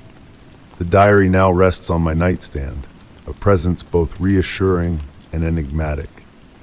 On certain nights, when the moon reigns full and the world hushes its clamor, the shadows in my chamber seem to twirl with a newfound grace. Though I've yet to pen my own entries, I've begun pressing blossoms within the remaining blank pages. A whisper urges that, in time, I shall comprehend the essence of Elizabeth's inheritance. Until then, I find solace in the notion that certain enigmas unfurl gradually, akin to petals unfurling beneath moonbeams. Story 18. In the heart of a forsaken structure, I embarked on a daring venture, traversing a vast chamber resonating with echoes. Within the profound silence, a distinct, nearly merry laugh reverberated, bouncing off the chill stone walls. This sound, simultaneously welcoming and unsettling, intertwined with the lingering aroma of dust and decay. Step by hesitant step, I pursued the laughter deeper into the shadows, uncertain if it was a remnant of the past or a foreboding omen. The air grew dense as I pressed forward, carrying the weight of numerous untold tales.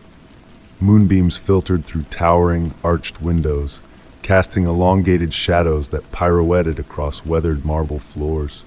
The soft murmurs of my footfalls harmonized with the gentle rustling of autumn leaves that had drifted indoors, crafting a delicate symphony of solitude.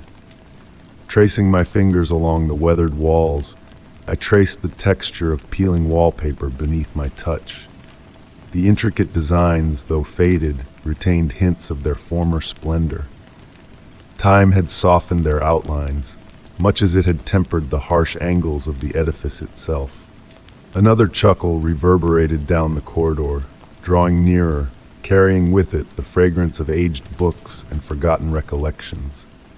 The grand staircase enticed me upward, each step whispering softly under my weight, as if divulging the secrets of those who had trodden there before. The wooden banister felt sleek beneath my palm, polished by countless hands over countless years. As I ascended, the quality of darkness transformed, becoming more velvety than void, more embracing than menacing. On the second floor, I found myself in a lengthy hallway flanked by mirrors. Their tarnished surfaces reflected slivers of moonlight, conjuring an ethereal luminescence. The laughter appeared to emanate from all directions at once, as if the mirrors themselves were sharing an age-old jest. I noted how the reflections revealed more than just my solitary silhouette. They harbored hints of movement just beyond my peripheral vision, that, like memories struggling to surface. The air bore a peculiar warmth here, despite the autumnal chill outside. It evoked memories of summer afternoons spent in ancient libraries where sunlight transformed dust particles into dancing stars. The creaking wooden floorboards beneath my feet echoed a rhythm that nearly matched my heartbeat, forging an intimate bond between myself and this forgotten realm. A slightly ajar door awaited me at the end of the corridor, emitting a soft, golden glow. Not harsh like electric light, but gentle like candlelight or the fading rays of sunset. The laughter originated from within that room, now assuming a quality akin to wind chimes in a soft breeze. Drawing closer, I observed the intricate carvings on the door frame, figures engaged in an eternal dance, their expressions caught between joy and an elusive emotion I couldn't quite discern. Inside the room, an ancient phonograph stood, its brass horn capturing and dispersing the enigmatic light. The turntable rotated languidly, though devoid of any record. Adjacent, a high-backed chair stood, its velvet upholstery worn yet still vibrant in hue. The atmosphere here felt different, thicker, warmer, like stepping into a memory. The laughter resounded once more, seeming to emanate from the phonograph itself, despite its silence. Nestling into the chair, I felt it mold to my form, as if awaiting my arrival.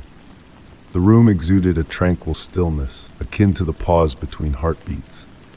Through the tall windows, I glimpsed the moon hanging low in the sky, casting elongated shadows that seemed to pulsate with a life of their own. The laughter now softer, more akin to a gentle hum resonating with something deep within my core. Time began to lose significance as I lingered there. The moonlight shifted, weaving patterns that narrated tales across the walls.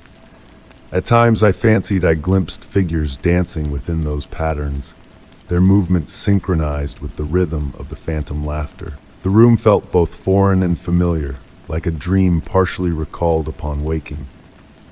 As dawn approached, painting the sky in subtle hues of gray, I discerned a change.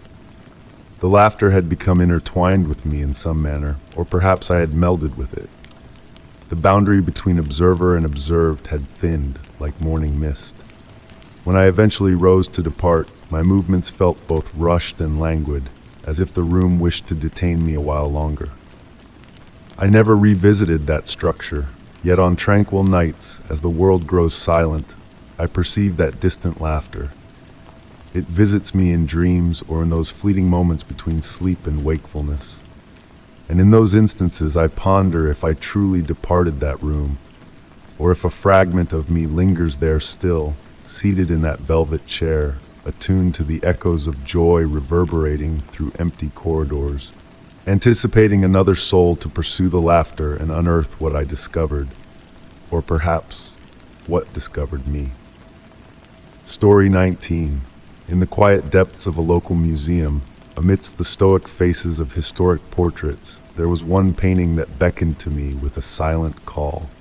It hung unassumingly in the gallery, a Victorian family frozen in time within their elegant drawing room. The mother's velvet dress shimmered with a hidden grace, the father's presence strong and protective. Yet it was the figure concealed in the shadows that whispered secrets to my soul. As I stood before the painting, the scent of antiquity enveloped me. Aged wood, oil paint, and the faint hint of gilt frames. The afternoon light filtered through tall windows, casting a warm glow upon the scene, illuminating the dust motes that danced in its embrace. The gallery was a realm of stillness, broken only by the occasional echo of a guard's footsteps. The hidden figure, a mere whisper of a presence, drew me in like a moth to flame. It lurked behind a painted curtain, its form barely discernible yet undeniably present. The more I gazed upon it, the more it seemed out of place, as if it had materialized from a different realm to inhabit this painted world. Time flowed languidly as I stood there, my breath mingling with the chill that seemed to emanate from the canvas. My fingers hovered just inches from the protective glass, tracing the outline of the mysterious figure without making contact. Each detail of the painting revealed itself to me in a silent dance of revelation. The shifting position of the hidden figure, the unmet gazes of the family members, the enigmatic expressions of the children. A soft voice broke the spell, and I turned to find the curator, a figure of wisdom and mystery, at my side. She spoke of the painting's history, of an artist vanished and a portrait completed by unknown hands. Her words carried a weight of centuries-old secrets, of whispers that lingered in the air like a ghostly presence. As the gallery dimmed with the fading light of day, the curator's words wove a tapestry of intrigue around me.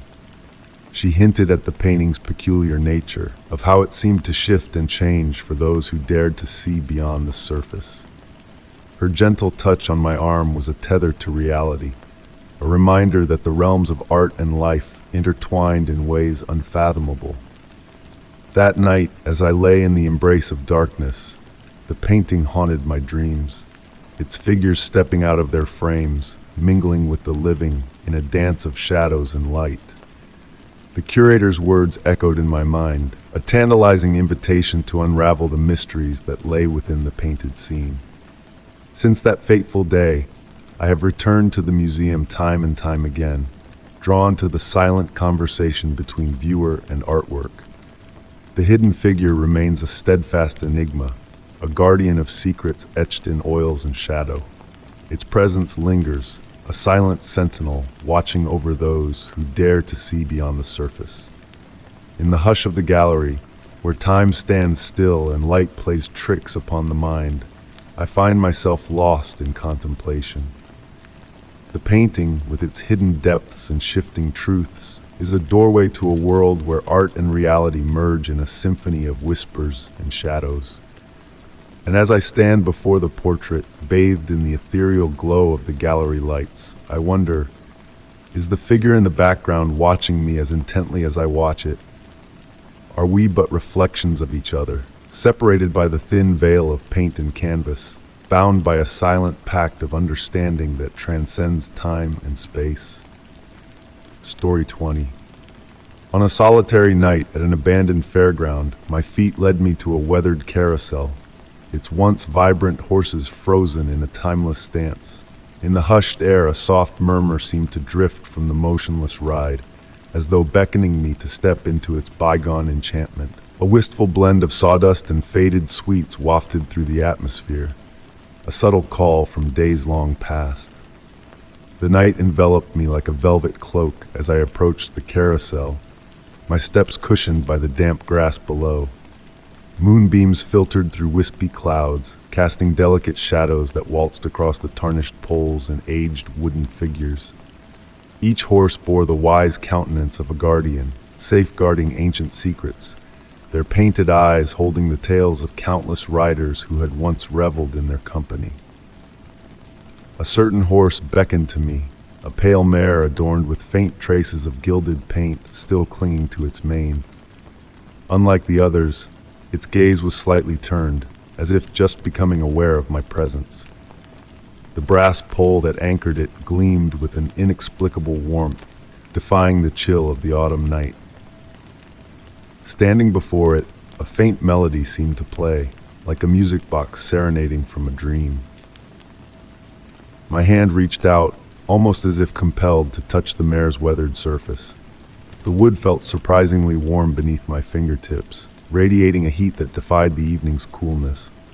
A gentle vibration pulsed through my hand, akin to a heartbeat. The sensation traveled up my arm, spreading a tranquil warmth through my being. Subtly, the world around me began to shift, not abruptly, but with the gradual ebb of twilight into dusk. The air grew heavy with the scents of spun sugar and caramel apples, though the fairground lay deserted. In the distance, a faint whisper of calliope music teased my ears, so faint it could have been a figment of my imagination. Standing there, connected to the carousel horse, memories not my own began to surface like gentle ripples on a placid pond. I witnessed children in attire from bygone eras, their faces radiant with laughter as they rode these very horses. I felt the joy of countless summer nights, the warmth of innumerable tiny hands gripping these same reins. Yet intertwined with these memories was a deeper recollection, pulsating beneath the surface. The carousel was not merely a ride, it was a collector of moments, a custodian of time. Each revolution had amassed more than just the laughter of its passengers. It had absorbed their dreams, their desires, their silent wishes whispered under the canopy of summer stars. The pale mare appeared to be confiding its secrets to me, one gentle pulse at a time. I learned that some riders had returned as grown-ups, accompanied by their offspring. Others had ventured alone in their twilight years, seeking to reclaim a fragment of pure joy from their youth. The carousel harbored them all, embraced them within its wooden heart. As these visions coursed through me, subtle transformations unfurled in my surroundings. The peeling paint on the carousel began to swirl and shift, unveiling glimpses of its former grandeur. The tarnished poles took on a soft luminescence, and the air grew thick with the weight of accumulated time. I comprehended that I was not merely reliving memories. I was being beckoned to intertwine my own with them. The carousel was extending an invitation for me to join its infinite tapestry of moments. Time seemed to flow differently now. The moonlight assumed an opalescent hue, and I lost track of how long I had stood there, my hand resting upon the pale mare's neck. The boundary between past and present had blurred, akin to tissue paper in a gentle rain. Then a sight struck me with awe. Reflected in the carousel's central mirror, I glimpsed not only my own visage, but echoes of others who had stood in this very spot. Their forms were translucent, like watercolor paintings left out in the sun, yet their expressions were vivid, serene, curious, ensnared in the same gentle enchantment that held me now. I comprehended then the offering of the carousel. It did not merely collect memories, but instants of perfect tranquility, of connection between yesteryears and the present. Each person who had paused here, touched by this same magic, became a part of its eternal waltz. As the night deepened around me, I made a decision. I gingerly mounted the pale mare, easing into the saddle that had cradled so many before me. The wood seemed to mold to my contours, as though greeting a long-lost acquaintance. No melody resounded, no gears turned, yet I sensed the gentle rotation of time swirling around me like a celestial carousel of stars. In that moment of flawless stillness, I merged with something greater than myself, a narrative devoid of beginning or end. Only the eternal circle of the carousel's dance through the ages. The night embraced me as I sat there, contributing my own quiet moment to the carousel's treasury of memories. Even now, I ponder if others perceive it too, that delicate entreaty when they pass by ancient carousels at night.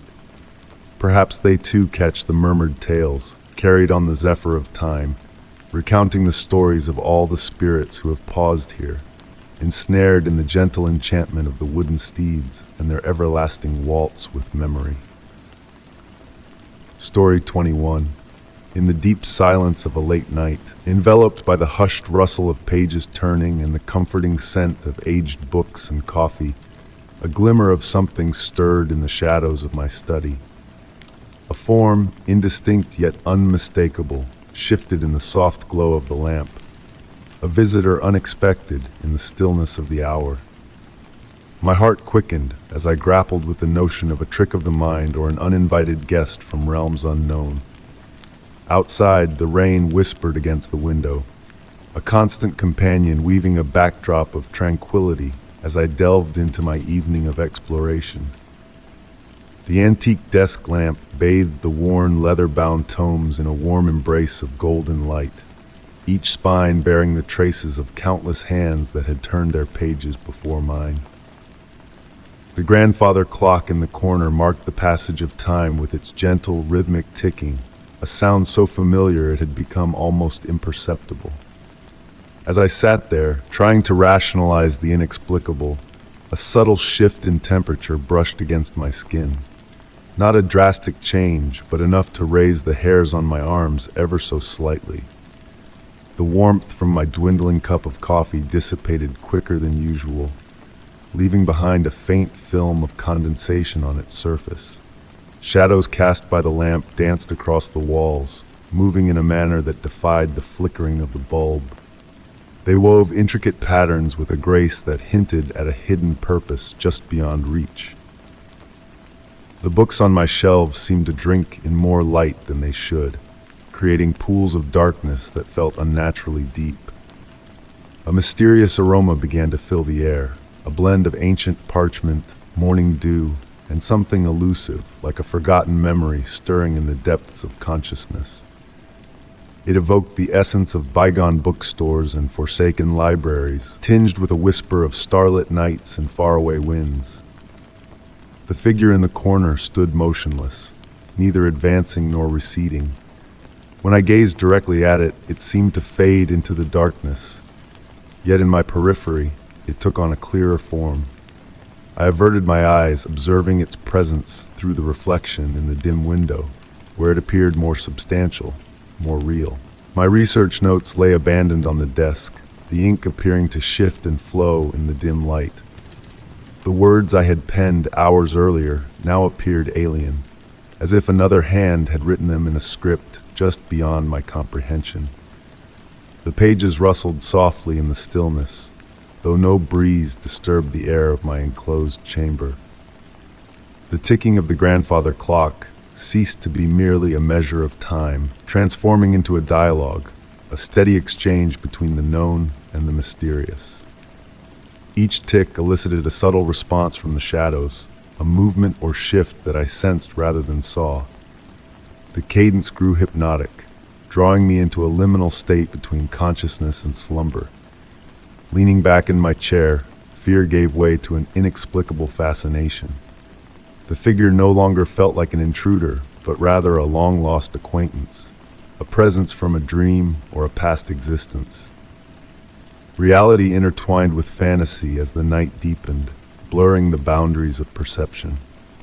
I struggled to recall when I had first noticed the enigmatic visitor, as fatigue weighed heavy on my eyelids. Light and shadow played across the walls, imbuing the books with a pulsing vitality, as if within their pages lay not just stories but memories, secrets, and whispered truths. The rain outside whispered a cryptic melody, carrying messages that eluded my comprehension. Time slipped away, and I teetered on the edge of wakefulness, drifting in a realm betwixt sleep and wakefulness. In those twilight moments, I gleaned that the figure in my study had always been present, patiently awaiting my acknowledgement.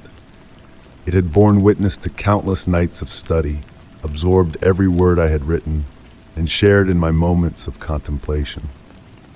As dawn approached, casting a gray light through the windows, I noticed the figure beginning to fade, not abruptly, but gradually, like mist dissolving beneath the morning sun.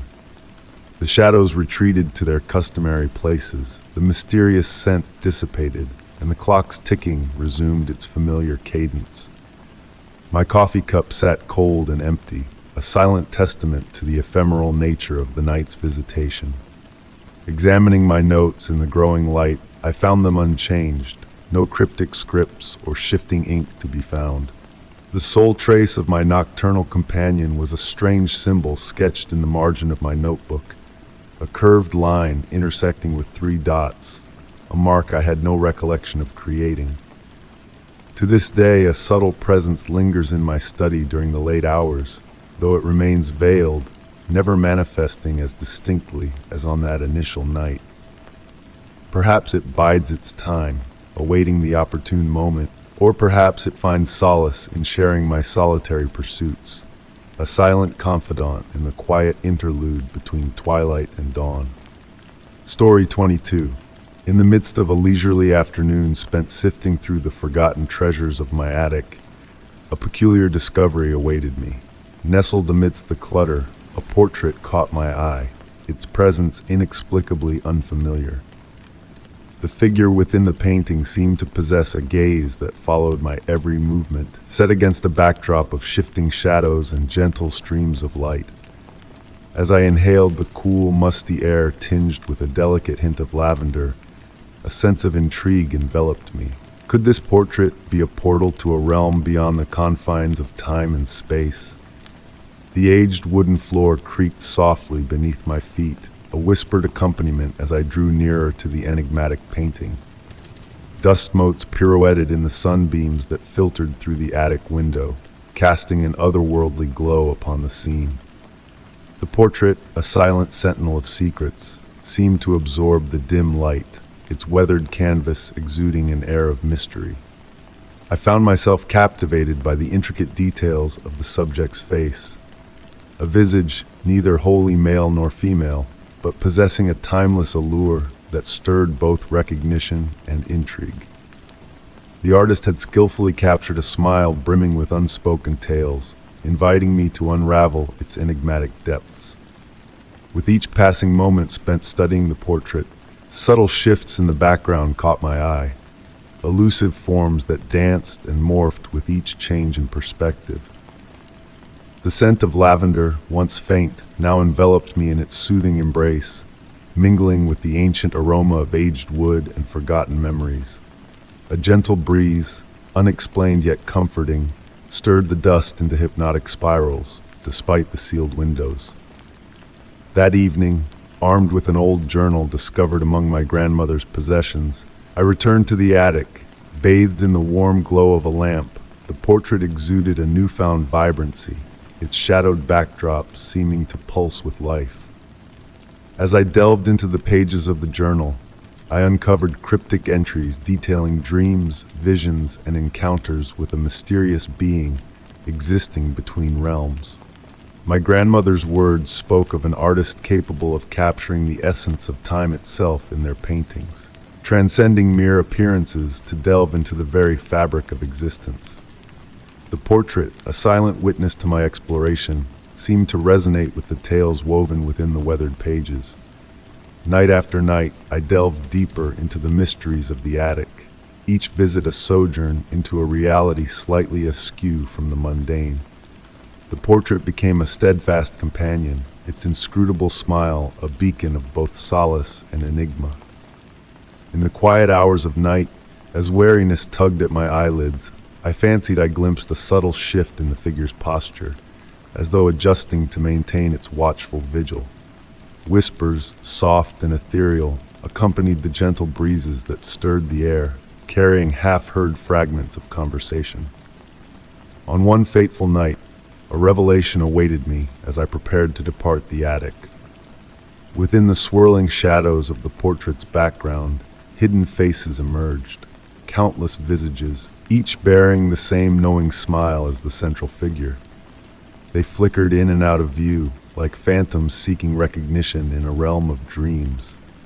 The passage of time within the attic seemed fluid, hours slipping by unnoticed as I lingered in the presence of the portrait. A profound serenity enveloped me, a a sense of belonging to a narrative that transcended generations. My grandmother's journal, a cryptic guide to the enigma before me, hinted at truths left unspoken, adding layers of mystique to the painting's allure. As I pen these words, seated in my familiar armchair, the portrait's timeless gaze remains fixed upon me. The scent of lavender has woven itself into the very fabric of the attic, a fragrant reminder of mysteries yet unsolved. The whispers from the shadows have become a melodic backdrop to my contemplations, hinting at a tapestry of stories interwoven across time. Perhaps I am but a fleeting chapter in a saga that spans epochs, each viewer adding their own thread to the intricate narrative of the portrait. It hangs on the attic wall, a silent sentinel betwixt the known and the unknown, beckoning explorers to traverse the ethereal realms where reality melds with dreams. And in that delicate dance of shadows and light, the portrait thrives, a timeless enigma waiting to be unraveled, yet content in its eternal mystery. Story 23. As I sifted through the treasures of generations past in the dusty confines of my attic, a peculiar discovery awaited me. Nestled behind a forgotten staircase, hidden in shadows, lay an unfamiliar portrait. The figure portrayed within seemed to lock gazes with me, its eyes following my every movement with an enigmatic intensity, as if safeguarding a secret from a bygone era. The air hung heavy with the musty scent of antiquity, mingled with the faint aroma of aged varnish, sending a chill down my spine. I pondered the enigma shrouding that mysterious countenance, wondering about the untold tale it held within its painted visage. With cautious hands, I lifted the canvas from its long repose, eliciting a soft creak from the weathered floorboards beneath my feet. Soft rays of afternoon light filtered through a small window, casting elongated shadows that waltzed across the portrait's surface in a silent dance. The figure was adorned in garb reminiscent of the late Victorian era, a dress with a high collar and intricate lace, its hues muted by the passage of time, lending it an ethereal quality that transcended mere paint. The more I delved into the portrait, the more peculiar details unfurled before my eyes. The subject's hands were posed in an unnatural manner, the right one clasping an obscured object buried beneath layers of dust and neglect. The backdrop of the painting seemed to waver between a formal parlor and a garden scene, its essence shifting with the whims of the light that kissed the canvas. But it was the eyes that captivated me the most, a shade of amber so luminous against the somber tones of the artwork. That very evening, I resolved to cleanse the portrait of its accumulated grime. With a gentle touch, I brushed away the veils of time, and a subtle shift in the atmosphere enveloped me. The ambient temperature dipped imperceptibly, and the aged wooden chair beneath me began a rhythmic creaking, though I remained motionless. The grandfather clock's steady ticking below resonated with an altered cadence, a subtle discord from its familiar rhythm. Amidst my cleansing, a faint pattern emerged from the background of the portrait, previously concealed beneath layers of filth. Delicate lines wove an intricate design that hinted at writing, its ornate script nearly indecipherable to the naked eye. My fingertips traced the canvas's texture, a silent dialogue with each stroke as I sought to unravel the hidden message within. In the ensuing days, an inexplicable pull drew me back to the portrait time and again. I would sit for hours, entranced by the metamorphosis the painting underwent with the shifting light of day. At sunset, the amber eyes blazed with an inner fire, while the background deepened, hinting at unfathomable depths within the frame. By dawn, the figure's countenance softened, evoking a sense of wistfulness that tugged at my heart. Subtle changes began to manifest within my abode. Objects would be displaced ever so slightly, a silent rearrangement in the stillness of my solitary existence. The scent of aged roses wafted through empty rooms, a fragrance without a discernible source. And on occasion, I would awaken to find old photographs artfully arranged on my nightstand, a display I had no recollection of orchestrating. One tranquil evening, as rain tapped a gentle melody against the window panes, I turned my attention to the reverse of the canvas. With meticulous care, I revealed a small envelope that fluttered to the ground. Within its weathered confines lay a letter penned in faded ink on paper yellowed with age. The elegant script mirrored the ornate style of the hidden text within the portrait, recounting a family's secret cloaked in riddles and allusions to the changing seasons, moonlit shadows, and the haunting melody of an ancient music box. Weeks unfurled into months, and I discerned a correlation between the shifting shadows that crept through my windows and the cryptic clues concealed within the painting. The figure's peculiar hand gestures seemed to point towards hidden corners of my dwelling, guided by the whims of the seasons and the passage of time. The backdrop's transformation between parlor and garden mirrored the lunar phases, a cosmic ballet intertwined with earthly mysteries. The promised treasures eluded my grasp, if they ever existed at all. Yet a profound revelation emerged from my communion with the portrait, an intimate comprehension of how the tapestries of past and present interwove in subtle harmony. The enigmatic figure ceased to be a mere enigma, evolving into a silent companion bearing witness to the ebb and flow of time within these ancient walls. On solitary evenings, when the house lay hushed save for the grandfather clock's soft cadence, whispers of a Victorian presence seemed to linger in the air. A rustle of fabric akin to a bygone dress, a haunting melody echoing from the depths of memory. The portrait remained steadfast in its vigil, its amber eyes retaining their inscrutable gaze, preserving secrets within their depths. And in that mystical realm between reality and reverie, between the known and the ineffable, I learned to cherish the allure of unresolved mysteries, existing in the liminal space where truth and imagination converge in a dance as timeless as the portrait itself. Story 24.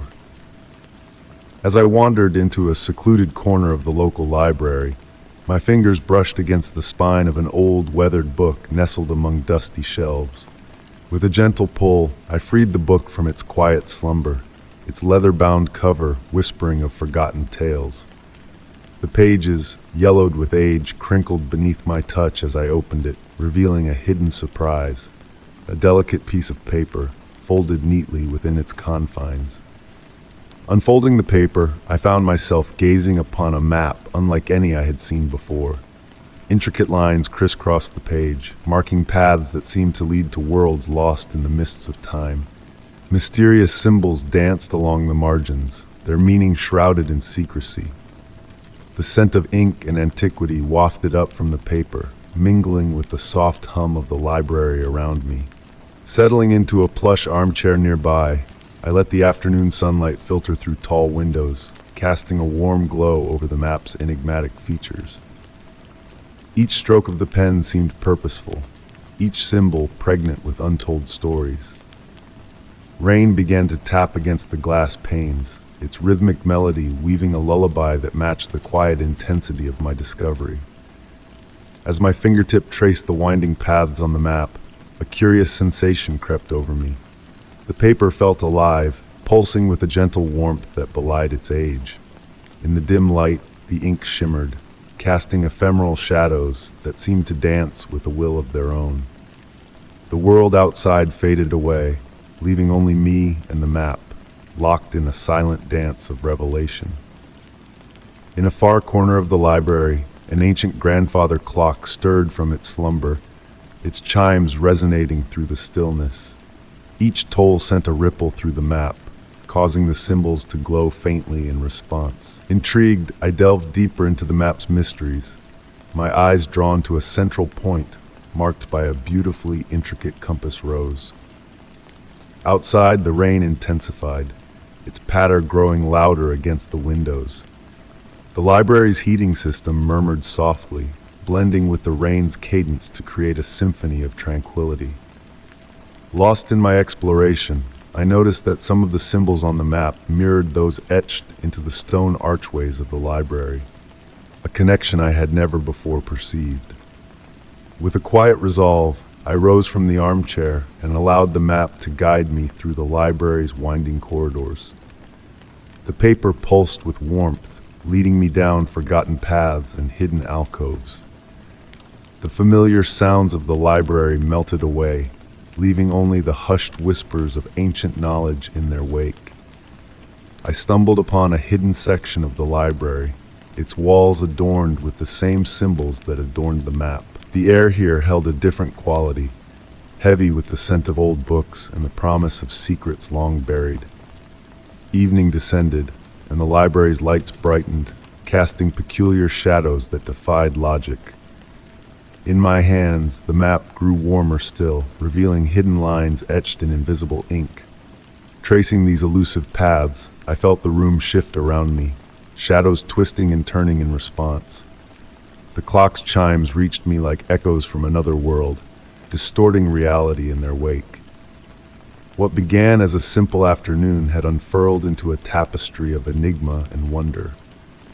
The map transcended physical boundaries, offering glimpses into the library's past and future. With a reluctant sigh, I carefully folded the map and returned it to its resting place, the book's cover bearing a lone symbol that matched the compass rose. Attempting to check out the book, I found it had vanished from the library's records, as if it existed only in whispers and shadows. Undeterred, I returned to the library time and again, drawn by the promise of new revelations. The book seemed to move of its own accord, appearing in different corners each visit. Other patrons, too, seemed entranced by similar books, each harboring their own mysterious maps. An unspoken understanding passed between us, a shared journey through the labyrinthine depths of the library. Rainy afternoons became my sanctuary, the map my guiding light through the maze of possibilities. In the quiet of evening, as rain tapped softly against the windows and the clock sang its cryptic song, I would unfurl the map once more.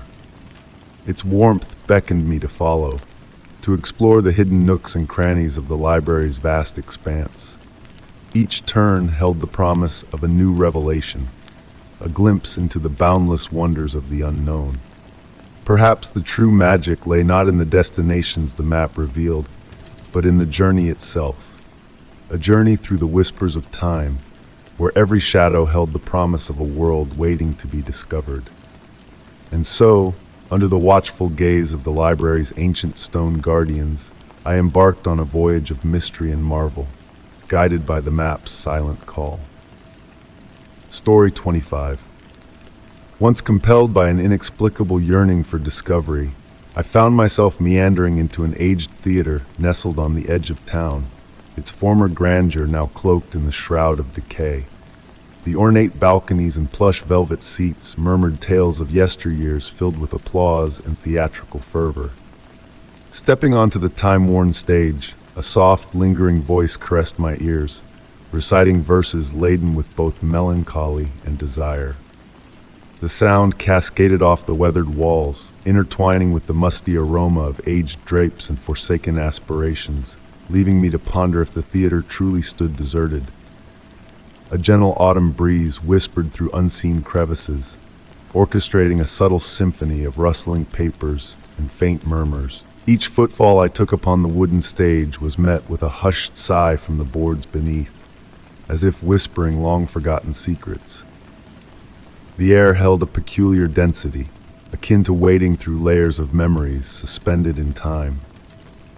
Above, the grand chandelier hung in silence, its crystalline adornments cloaked in dust yet gleaming faintly when kissed by the scarce rays filtering through the lofty windows, painting delicate patterns that pirouetted across the walls. Drawn towards the wings of the stage, where antiquated props lay veiled in sheets resembling gentle undulations in the dim light, I sensed the voice I had heard emanating from that direction, though now reduced to a mere whisper. Amidst the forsaken set pieces, I stumbled upon an ancient dressing room mirror, its surface obscured by age, yet exuding an unearthly luminescence. As I neared, the ambient temperature around me shifted, a noticeable coolness enveloping me, though not uninvitingly so. The mirror seemed to pulsate with a subtle energy defying explanation. Within its reflection, I glimpsed movements incongruous with my own, as though specters of performers from a bygone era still honing their craft.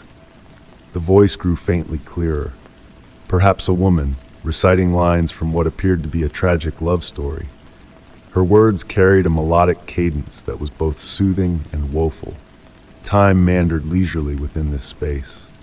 Minutes unfurled into hours as I delved deeper, unearthing crumbling playbills and costume fragments, redolent of a faint perfume. The voice continued its tranquil soliloquy, guiding me through the forgotten recesses of the theater. In the orchestra pit, aged sheet music lay strewn upon antiquated stands, the notes faded yet discernible, as if awaiting musicians to resurrect them once more. With evening's approach, the quality of light filtering through the windows shifted, casting elongated shadows that seemed to move with intent across the seats. The voice intensified, though never rising above a gentle murmur. Seated in one of the better-preserved velvet chairs, I observed as dust particles pirouetted in the waning sunlight. The theater appeared to inhale and exhale around me, its walls expanding and contracting beneath the weight of myriad tales. In this moment of serenity, I comprehended that the voice wasn't directed at any individual. It was the theater itself, reminiscing. Each syllable bore fragments of performances past, of ovations and tearful farewells, of premieres and final curtain calls. The soothing rhythm of the voice interwove these memories into a delicate tapestry, cocooning me in nostalgia. Night descended, enveloping the space in a new dimension of the voice. It seemed to emanate from all directions simultaneously, saturating the air with a gentle resonance that palpitated with a tranquil energy.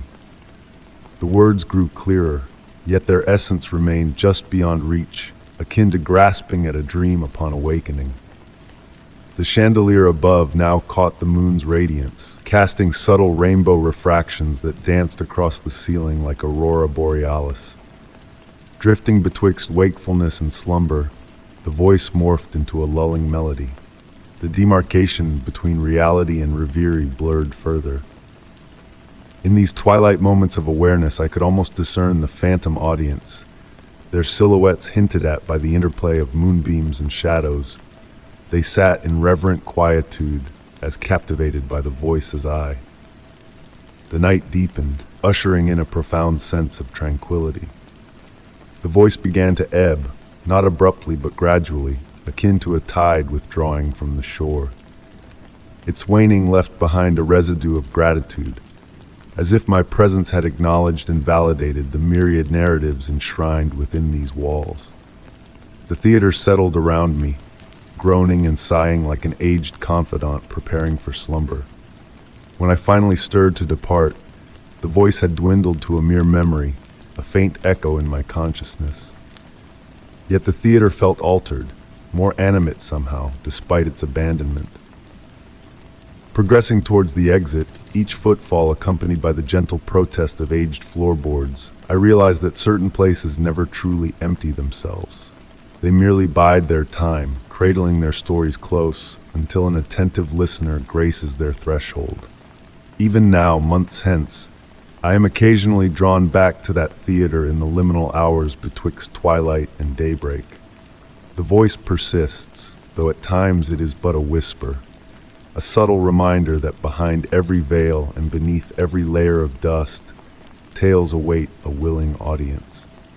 The theater endures as a haven of sorts, where the boundary between history and present blurs, and where memories pirouette like dust motes in the moon's glow, eternally preserved in the soft echoes of that enigmatic voice. Story 26. In the quiet, forgotten passages of a timeless estate, I stumbled upon a worn tapestry hanging loosely against a weathered stone wall. With a gentle push, it unveiled a hidden door nestled within the ancient stonework. The air was cool and heavy, with the scent of aged stone mingled with the faint fragrance of withered roses. With cautious fingers, I nudged the door ajar and crossed the threshold into a clandestine chamber that whispered of long-kept enigmas. Moonbeams filtered through a tall, slender window, casting ethereal silver patterns upon the wooden floor below. The room was intimate, about 15 feet square, its 3 walls adorned with towering shelves. Each shelf cradled a collection of peculiar artifacts: crystal vessels brimming with vibrant liquids, leather-bound tomes devoid of titles, and small wooden caskets etched with intricate designs shrouded in the dim light. The atmosphere felt different here, thick, as though time itself had slowed to a languid crawl. A majestic grandfather clock stood sentinel in a corner, its pendulum motionless, its hands frozen at the stroke of midnight. A soft zephyr whispered through unseen crevices, weaving a delicate melodic harmony that mirrored the rhythm of my own breath. Drawn to a softly glowing bottle upon a shelf, I reached out, its warm glass yielding beneath my touch. Peering into its depths, I beheld a peculiar sight. The reflection within revealed eyes not my own, but ancient and kind, brimming with untold wisdom and secrets of ages past. Setting the bottle down gently, the enigmatic eyes dissolved like morning mist. Among the volumes, one book beckoned, its spine adorned with threads of silver that shimmered in the moonlight. Upon opening its pages, I found them blank, yet beneath my fingertips, I discerned faint impressions as though invisible words had been inscribed with ethereal ink. The paper's texture was silken, caressing my skin with a velvety softness. At the room's center rested a dusty music box atop a small table, its surface marred only by a perfect ring, as if a phantom finger had traced circles upon it. Lifting the lid, instead of music, I heard distant whispers, a language almost familiar, mingling with the echo of my own thoughts. The whispers ebbed into silence, merging seamlessly with the symphony of the chamber. Each object I encountered left me with more questions than answers. A mirror on the wall reflected a distorted image of the room, shelves arranged in configurations unknown to me. The moonlight painted shifting shadows, and fleeting movements flickered at the periphery of my vision, though I stood alone in the chamber's embrace. Time lost its grip within those walls, fluid and elusive. Minutes melded into hours, or perhaps it was the reverse. The grand clock remained stoic, yet its unseen presence marked the passage of time in a cryptic rhythm beyond my grasp. The air grew warmer, carrying the scent of ancient parchment, intermingled with a subtle sweetness akin to vanilla, or perhaps the lingering essence of vanilla's memory. Nestled behind a stack of leather-bound journals, I discovered a modest wooden chest, unadorned and somber, its obsidian hues absorbing the moon's luminance. A gentle vibration thrummed through me as I touched it, a warmth spreading from my fingertips. The lock, devoid of a keyhole, bore concentric circles that rippled like water at my touch. Tracing the patterns, the circles aligned in response to an unseen sequence. With a soft exhalation, the lid yielded, revealing a single item within. A letter inscribed in a script that seemed to shift and dance as I attempted to decipher its cryptic message. Addressed to the one who finds this room, the words eluded my understanding, slipping through my grasp like elusive shadows. Yet, what lingered was a profound sensation of connection to a vast unknown, intimate yet shrouded in mystery. As I returned the letter to its resting place, the moonlight transformed, casting a golden hue that heralded the impending dawn. The chamber now felt altered, not less enigmatic, but strangely familiar, as if it had acknowledged my presence and shared a glimpse of its secrets. Though I knew I should depart, I lingered, savoring the final moments. The ballet of dust motes in the growing light, the intricate patterns etched into the wooden floor that whispered of ancient lore, the hushed creak of shelves settling in the warming air. As I retraced my steps through the door, allowing the tapestry to veil the chamber once more, I carried not answers but a profound reverence for the mysteries veiled in the shadows of antiquity. At times I sensed the lingering warmth of the wooden chest upon my fingertips, hear the echoes of distant whispers on the verge of slumber. And on certain moonlit nights, when the wind weaves through vacant corridors, I ponder if that chamber awaits another seeker, its secrets shifting like the mirrored reflections, poised to unveil a new tale to the next wanderer who dares to unravel the mysteries behind the tattered tapestry. Story 27. The Enigmatic Whispers of the Abandoned Mansion.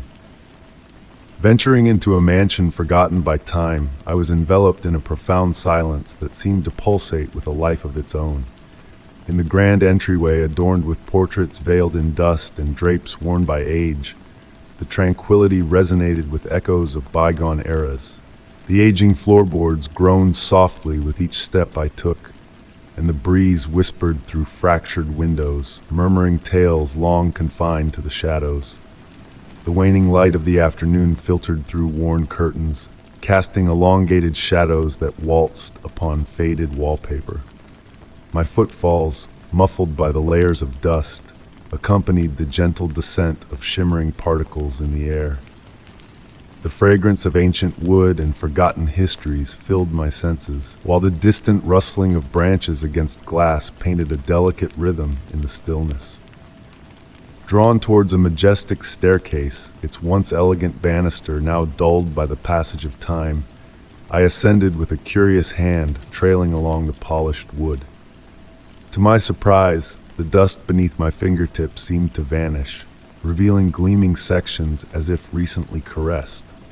Despite the prevailing chill within the mansion, the wood exuded a warmth that defied explanation. The second floor unveiled a corridor flanked by closed doors, each exuding a distinct aura of anticipation, akin to the hush between heartbeats. I discerned subtle shifts in temperature as I meandered past each door. Some areas emanated a gentle heat, while others cradled pockets of coolness, prompting me to draw my jacket tighter. One door stood ajar, offering a glimpse into an ancient study bathed in the amber hues of twilight. Tall bookshelves adorned the walls, their spines weathered but hinting at the wisdom they held. A sturdy wooden desk commanded the room, its surface cloaked in a thin veil of dust save for one untouched spot, a perfect circle that gleamed as if polished moments ago. Approaching the desk, the floorboards sighed beneath my weight, and the chair behind it sat askew, as if its occupant had just departed. Within the dust-free circle, a faint impression of writing emerged, visible only when illuminated by a specific angle of light. Drawing closer, I discerned the words, "We never truly leave." As the sun descended gradually, elongating shadows across the study floor, subtle shifts in the room's ambience became apparent. Gentle eddies stirred the air, though no windows were ajar, and books emitted soft rustlings, as if pages were being turned by unseen hands.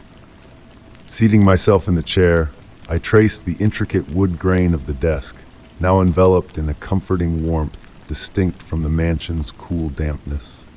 Within the sanctum of that room, time ebbed and flowed, minutes blending seamlessly into hours as I absorbed the ethereal symphony of sound. The encroaching darkness outside the windows bore no menace. Instead, it cocooned the study in a comforting embrace, rendering the space intimate. The dancing dust motes wove intricate patterns in the fading light, resembling fleeting inscriptions and shifting visages. As night descended in its entirety, a phenomenon unfolded. The dust-free circle on the desk emitted a faint luminescence, barely perceptible yet undeniable.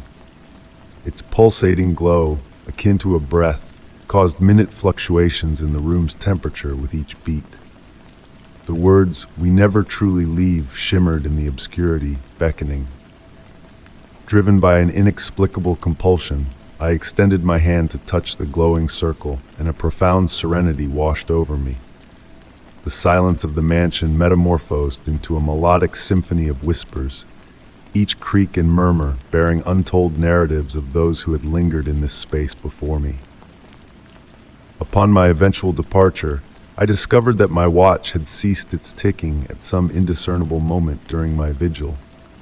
The mansion's darkness now bore a semblance of presence, rather than a mere absence of light.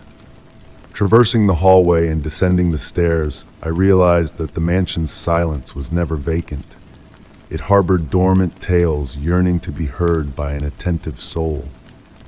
Often I ponder a return to that mansion, to recline once more in that study as twilight descends. In the quietude of my own abode, I occasionally catch whispers of that melodic silence, a reminder that spaces harbor more than mere memories. They cradle fragments of all the souls who have traversed them, awaiting acknowledgement amidst the dust and shadows. Story 28. As I sifted through the dusty boxes in the attic of our ancestral home, a glimmer caught my eye. Nestled among forgotten relics was a bundle of weathered letters bound by a fragile ribbon. Their faded pages bore cryptic symbols and whispered of a bygone era shrouded in secrecy. The air was heavy with the fragrance of aged parchment and lost recollections, enveloping me in a cocoon of nostalgia and intrigue. With delicate care, I untied the brittle ribbon, unleashing a cascade of whispered secrets that seemed to beckon from a distant past. Outside, the gentle autumn rain tapped a hypnotic melody against the attic window, harmonizing with the rhythmic cadence of my own heartbeat. Sunbeams filtered through the glass, casting ethereal patterns of light that danced with the motes of dust suspended in the air. I settled onto an ancient wooden chest, its surface polished smooth by the passage of time, and began to unravel the enigma before me.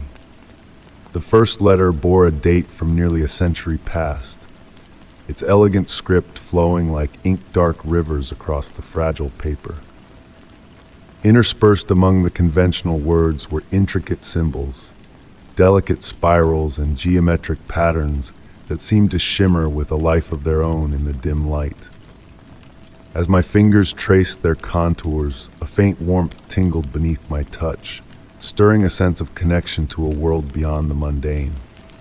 With each letter I unfolded, a tapestry of mystery unfolded before me. References to the changing seasons, the waxing and waning of the moon, and dreams that blurred the line between reality and fantasy wove a spellbinding narrative. The elusive author, known only as E, penned tales of moonlit gardens and phantom melodies that drifted on unseen currents. Above me, the wind whispered through the ancient rafters, as if the very house itself held secrets waiting to be unveiled. In hushed tones, I recited the words inscribed on the yellowed pages, feeling their weight press against my tongue. Some passages were written in a mirror script, their meanings revealed only when reflected in the dusty attic window. With each letter, the world outside faded into obscurity, giving way to the mystical realm painted by the author's hand. The shadows in the attic seemed to stir, dancing against the natural order of light.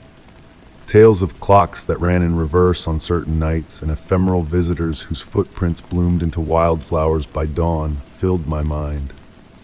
The sixth letter spoke of a gentle ritual involving mirrors and the full moon, a ceremony that offered glimpses into parallel dimensions and echoes of distant realities.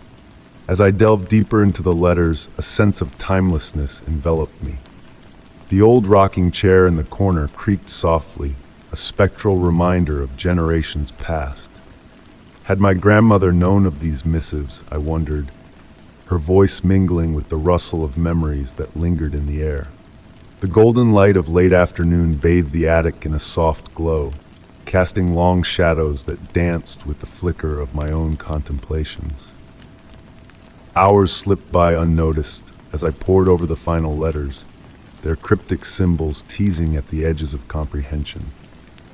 The last missive, penned in a trembling hand, spoke of revelations regarding time and memory, a revelation that seemed to resonate with the very essence of the attic itself. As I reached the conclusion of the final letter, a subtle transformation overtook the room. Dust motes swirled in intricate patterns, mirroring the symbols that adorned the aged pages. The rain outside whispered a language of its own, a melodic symphony that resonated with a familiarity I couldn't quite place. Reverently, I retied the ribbon around the bundle of letters, knowing that their essence had already woven itself into the fabric of my being. The world appeared anew, imbued with a depth and richness that transcended the ordinary. The enigma of E and their cryptic messages remained unsolved, yet somehow that felt fitting, as if some mysteries were meant to be embraced rather than unraveled. As the sun dipped below the horizon, casting long shadows that stretched across the attic floor, a subtle shift caught my eye. My own shadow, cast against the wall, seemed to hesitate, as if pondering a different path. In that moment, a smile tugged at the corners of my lips, a silent acknowledgement of the mysteries that lingered just beyond reach. On quiet afternoons, bathed in the soft glow of twilight, I returned to the attic, a sanctuary of whispers and memories. Sometimes I revisit the letters, their secrets as tantalizing as ever. Other times, I simply sit in my grandmother's rocking chair, attuned to the murmurs of the house and the dance of dust motes in the fading light. The mystery of E remains a steadfast companion, a reminder that the world is a tapestry of wonder and magic, waiting to be discovered by those willing to listen. And so, I embrace the enigma, knowing that some secrets are meant to be felt rather than understood, their essence a gentle lullaby that cradles me into the realm of dreams. Story 29. In the quiet confines of my humble backyard garden, a peculiar discovery unfurled before me. Among the lush, damp earth lay a series of intricate footprints, small yet purposeful, leading me into the tangled embrace of overgrown shrubbery. The fragrant blend of soil and blossoms carried a hint of mystery, stirring a subtle feeling of being observed as I knelt to trace the trail. Sunlight filtered through the canopy above, casting ethereal shadows that waltzed across the ground, painting a serene tableau. My garden had always been my refuge, a haven where time drifted lazily and worldly chaos seemed a distant whisper. The gentle rustle of leaves and the melodic chirping of birds usually brought me solace, but today held an enigmatic air. Running my fingers along the edge of one print, I felt the cool dampness of the soil beneath, noting their unique nature, too small for a cat, too defined for a bird, and uncannily human-like in form. The deliberate spacing hinted at a purposeful stride, unlike the haphazard trails of wildlife. Venturing further into my sanctuary, the air grew heavy with the sweet perfume of jasmine, while my wind chimes hung silent, untouched by the breeze, enhancing the enigma that enveloped me. The footprints led me to my ancient stone fountain, its gentle babble a soothing undertone to my investigation. Each evening I found myself drawn back, observing as the prints vanished with the day, only to reappear in altered patterns by dawn. They encircled the roses, meandered through herbs, always vanishing into the thicket as if the creator dissolved into the foliage.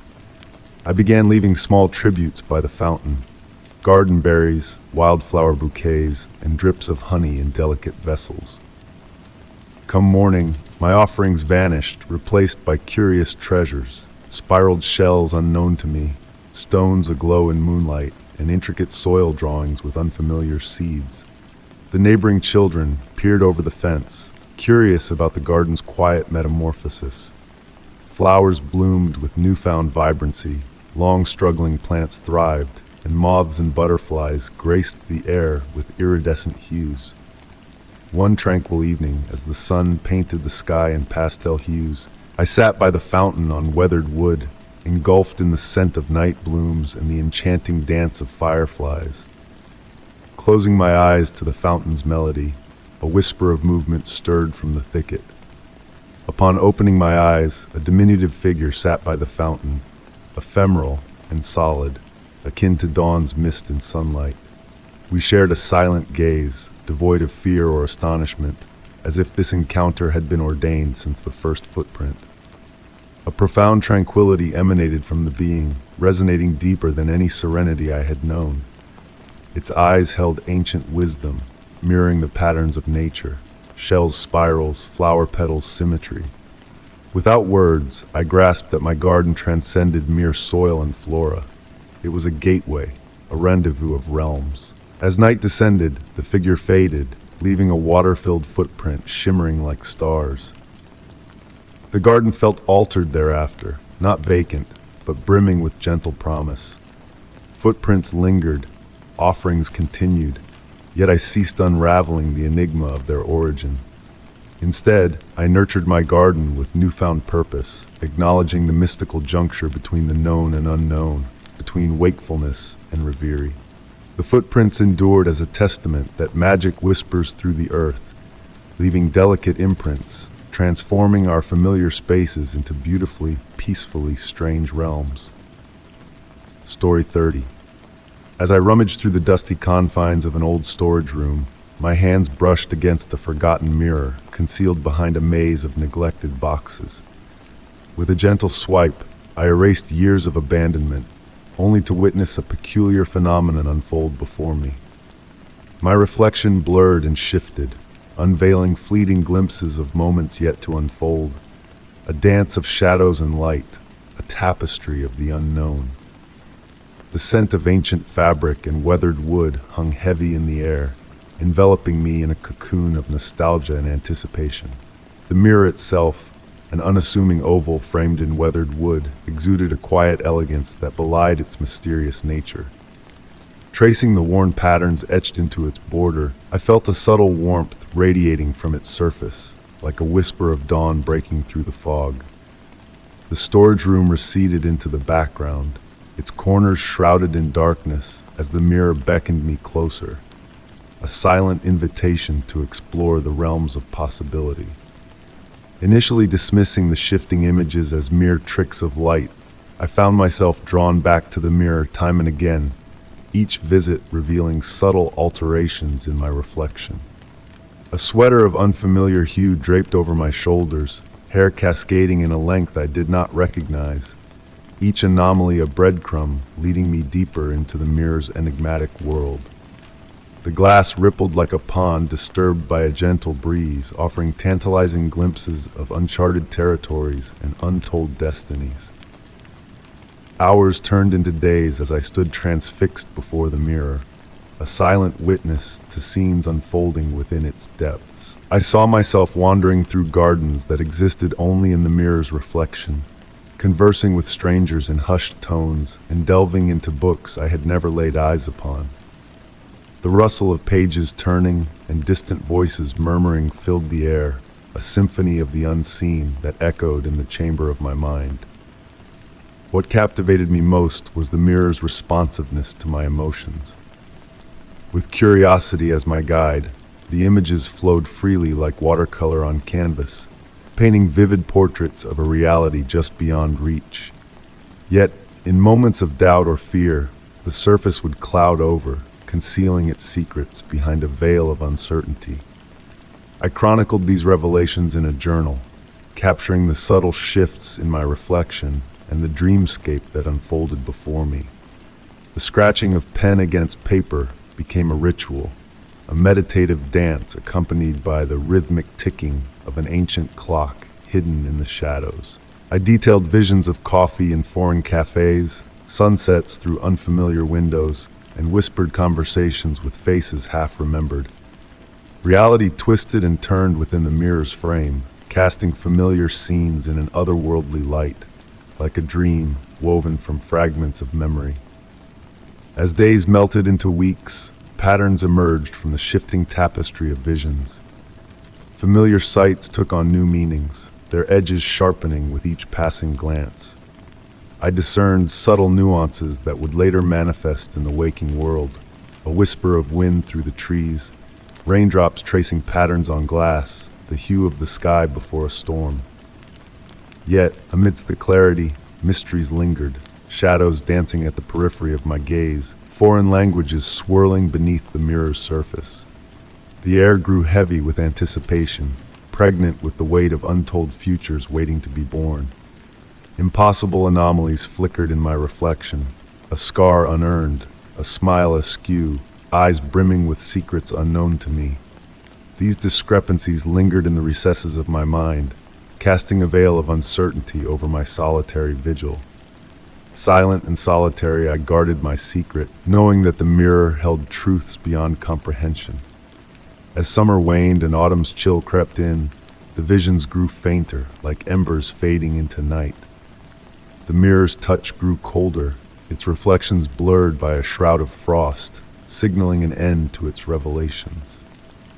And so I sit one final time in the dim chamber, watching as my reflection returns to its mundane form, a mere echo of the wonders once unveiled. The rain patters against the windows, a lullaby of nature's own making, as dust dances in the fading light. The mirror, now a mere glass pane, reflects only the ordinary, yet hints of the extraordinary linger in its depths. In fleeting moments, when the light strikes just so, I catch a glimpse of something beyond, a reminder that time is but a construct, reality a tapestry woven with threads of mystery. The mirror stands sentinel, a silent guardian of hidden truths, waiting for an unsuspecting soul to unlock its mysteries. Whether its powers have waned or merely shifted beyond my grasp, I may never know.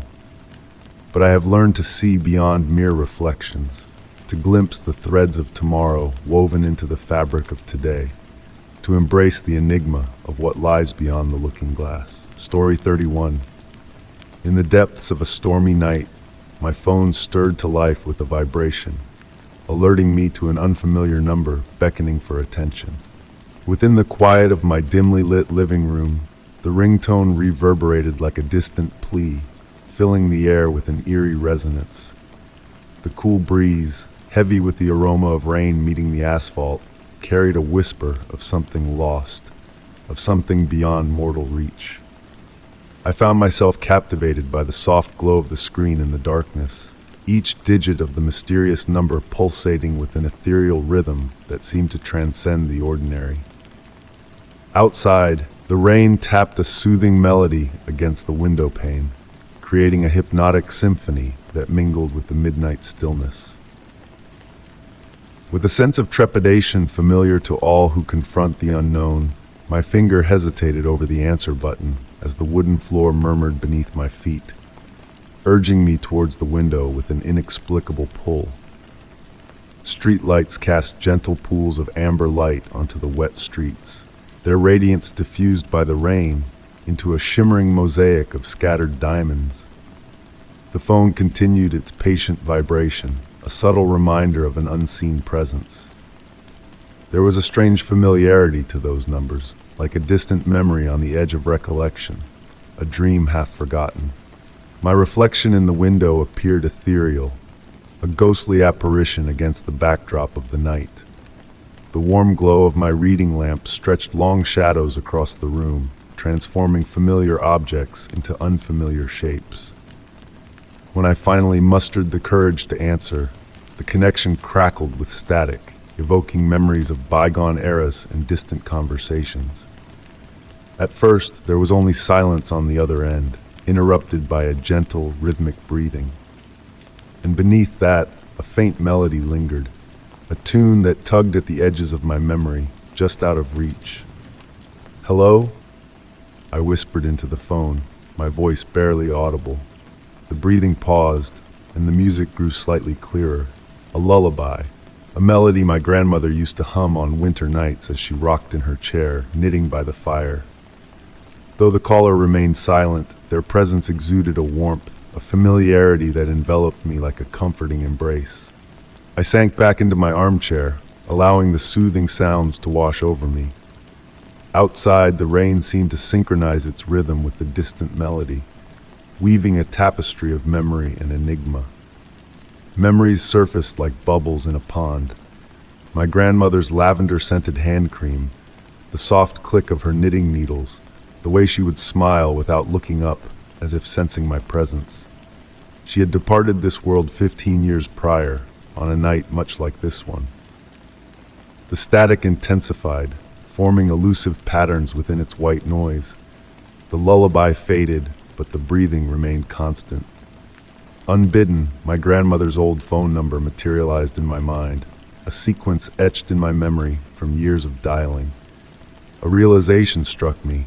The digits matched the number glowing on my screen. Time seemed to bend in that moment, flowing like honey, the shadows in the room swaying gently without a breeze. My reading lamp pulsed in harmony with the breathing on the line, casting a soft, rhythmic light. The rain continued its gentle symphony on the window. I found myself humming along with the distant lullaby, my voice blending with the mysterious chorus of night sounds.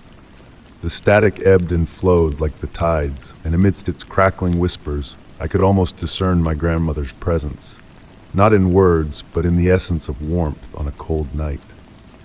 The connection remained veiled in mystery. The caller never uttered a word. Yet as I sat there, phone pressed to my ear, a profound tranquility washed over me. The enigma of the call faded in significance, replaced by a sense of solace akin to being swathed in a familiar embrace on a wintry eve. When the call concluded, it felt not like an interruption, but a seamless transition.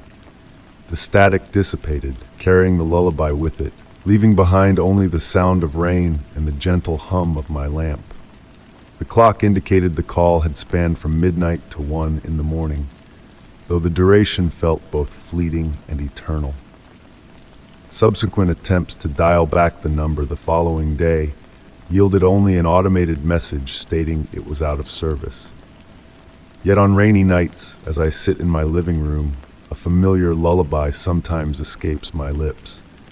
And in those fleeting moments, I swear I detect a faint echo of static in the rain, carrying whispers of comfort from realms beyond our ordinary perception.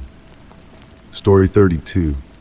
Deep within the forgotten confines of an abandoned subway tunnel, a soft ethereal glow beckoned me with a mysterious allure. The air hung heavy with the scent of rust and dampness, as if whispering ancient secrets hidden beneath the city's bustling surface. Intrigued by the gentle hum of distant machinery, I ventured further into the darkness, guided by the glow that illuminated the tunnel's weathered tracks and ancient graffiti. With each step, the air grew cooler, carrying hints of underground springs and aged stone. The glow ahead remained constant, casting delicate shadows that danced along the curved walls. Its rhythmic pulse seemed to synchronize with my own heartbeat, creating a hypnotic allure that drew me deeper into the subterranean realm. As I pressed on, the tunnel's acoustics played tricks on my senses, carrying whispers of conversations from bygone eras. Time itself seemed to ebb away in the cool, mineral-rich atmosphere, where every sound and shadow held a tale of its own. Tracing my hand along the rough concrete walls, I felt the passage of time etched into the surface. Intricate graffiti patterns shifted and changed, their meanings elusive yet captivating in the mysterious glow. It was as though the very walls of the tunnel were alive with stories waiting to be unraveled. The tunnel eventually opened into a chamber bathed in the soft, liquid sunshine of the mysterious light. Shadows danced and swirled around old, dust-covered equipment, casting ghostly silhouettes of the workers who once toiled in these underground passages. In the center of the chamber stood an ancient control panel, its lights blinking in mesmerizing patterns that seemed to echo the pulsing glow. Nearby, a yellowed logbook revealed accounts of others who had encountered the same enigmatic light over the years, each entry tinged with a sense of wonder and tranquility. Seated in a worn leather chair, I pored over the logbook, feeling a deep connection to those who had ventured before me. The mysteries of the light seemed to deepen with each page turned, inviting contemplation rather than explanation. As I prepared to leave the chamber, the glow pulsed gently as if bidding me farewell. I carried its warmth with me as I retraced my steps through the tunnel, the memory of the mysterious light lingering like a gentle lullaby in my mind. Though the tunnel beckons me back from time to time, I resist the urge to delve too deeply into its secrets. For some mysteries are best left unsolved, their enchanting allure serving as a soothing balm for the curious soul. And so the gentle radiance of the mysterious light continues to dance in the darkness, a timeless beacon for those who dare to listen to its silent whispers. Story 33. In the depths of my attic, among forgotten relics and lost treasures, I stumbled upon a faded photograph nestled within a weathered album. The image, a snapshot of a bygone era, seemed to possess a subtle, shifting quality as I held it in my hands.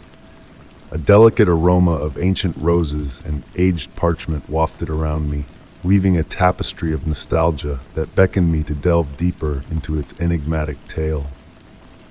As the soft light of the late afternoon filtered through the dusty attic window, painting the wooden floorboards in hues of gold, I settled into an old rocking chair, its rhythmic creaking lulling me into a tranquil state.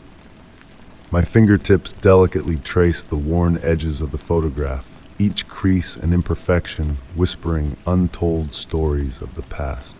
The scene captured in the picture unfolded like a dream, a garden party frozen in time, a glimpse into a world of elegance and charm long since vanished. Women adorned in flowing dresses and men in dapper attire stood in frozen revelry, their smiles holding secrets known only to them. In the background, a majestic Victorian house loomed, its windows reflecting the fading light of a distant sunset. Amidst the crowd, one figure stood out to me, a woman in a pearl-white dress, her gaze fixed upon the camera with an inscrutable expression. As I studied her visage, a peculiar sensation enveloped me, causing a subtle chill to permeate the attic air, while the scent of roses grew more potent. With a moment of quiet contemplation, I reopened my eyes to a peculiar sight. The very essence of light within the photograph seemed to shift, pulsating with a newfound warmth and radiance. The woman in the pearl-white dress appeared to have moved, her hand outstretched towards a mysterious unseen object at the edge of the frame, drawing me further into the captivating tableau. The ambience around me began to transform, the creaking of the rocking chair melding harmoniously with the distant strains of music, reminiscent of a vintage gramophone. The fragrant notes of roses mingled with the aroma of Earl Grey tea and freshly baked pastries, creating a sensory symphony that blurred the boundaries between past and present. As I continued to gaze at the photograph, a magical metamorphosis unfolded before my eyes. The figures gained depth and life, as if watercolors had come alive on the canvas of time. The woman in the pearl-white dress emerged with ethereal clarity, a pendant around her neck catching the light in mesmerizing patterns. The temperature in the attic dropped gradually, prompting me to wrap my sweater snugly around my shoulders as shadows lengthened and the luminescence of the photograph remained undimmed. Details once hidden now revealed themselves. A teacup poised on a garden table, a butterfly suspended in flight, as if captured in a fleeting moment of eternity.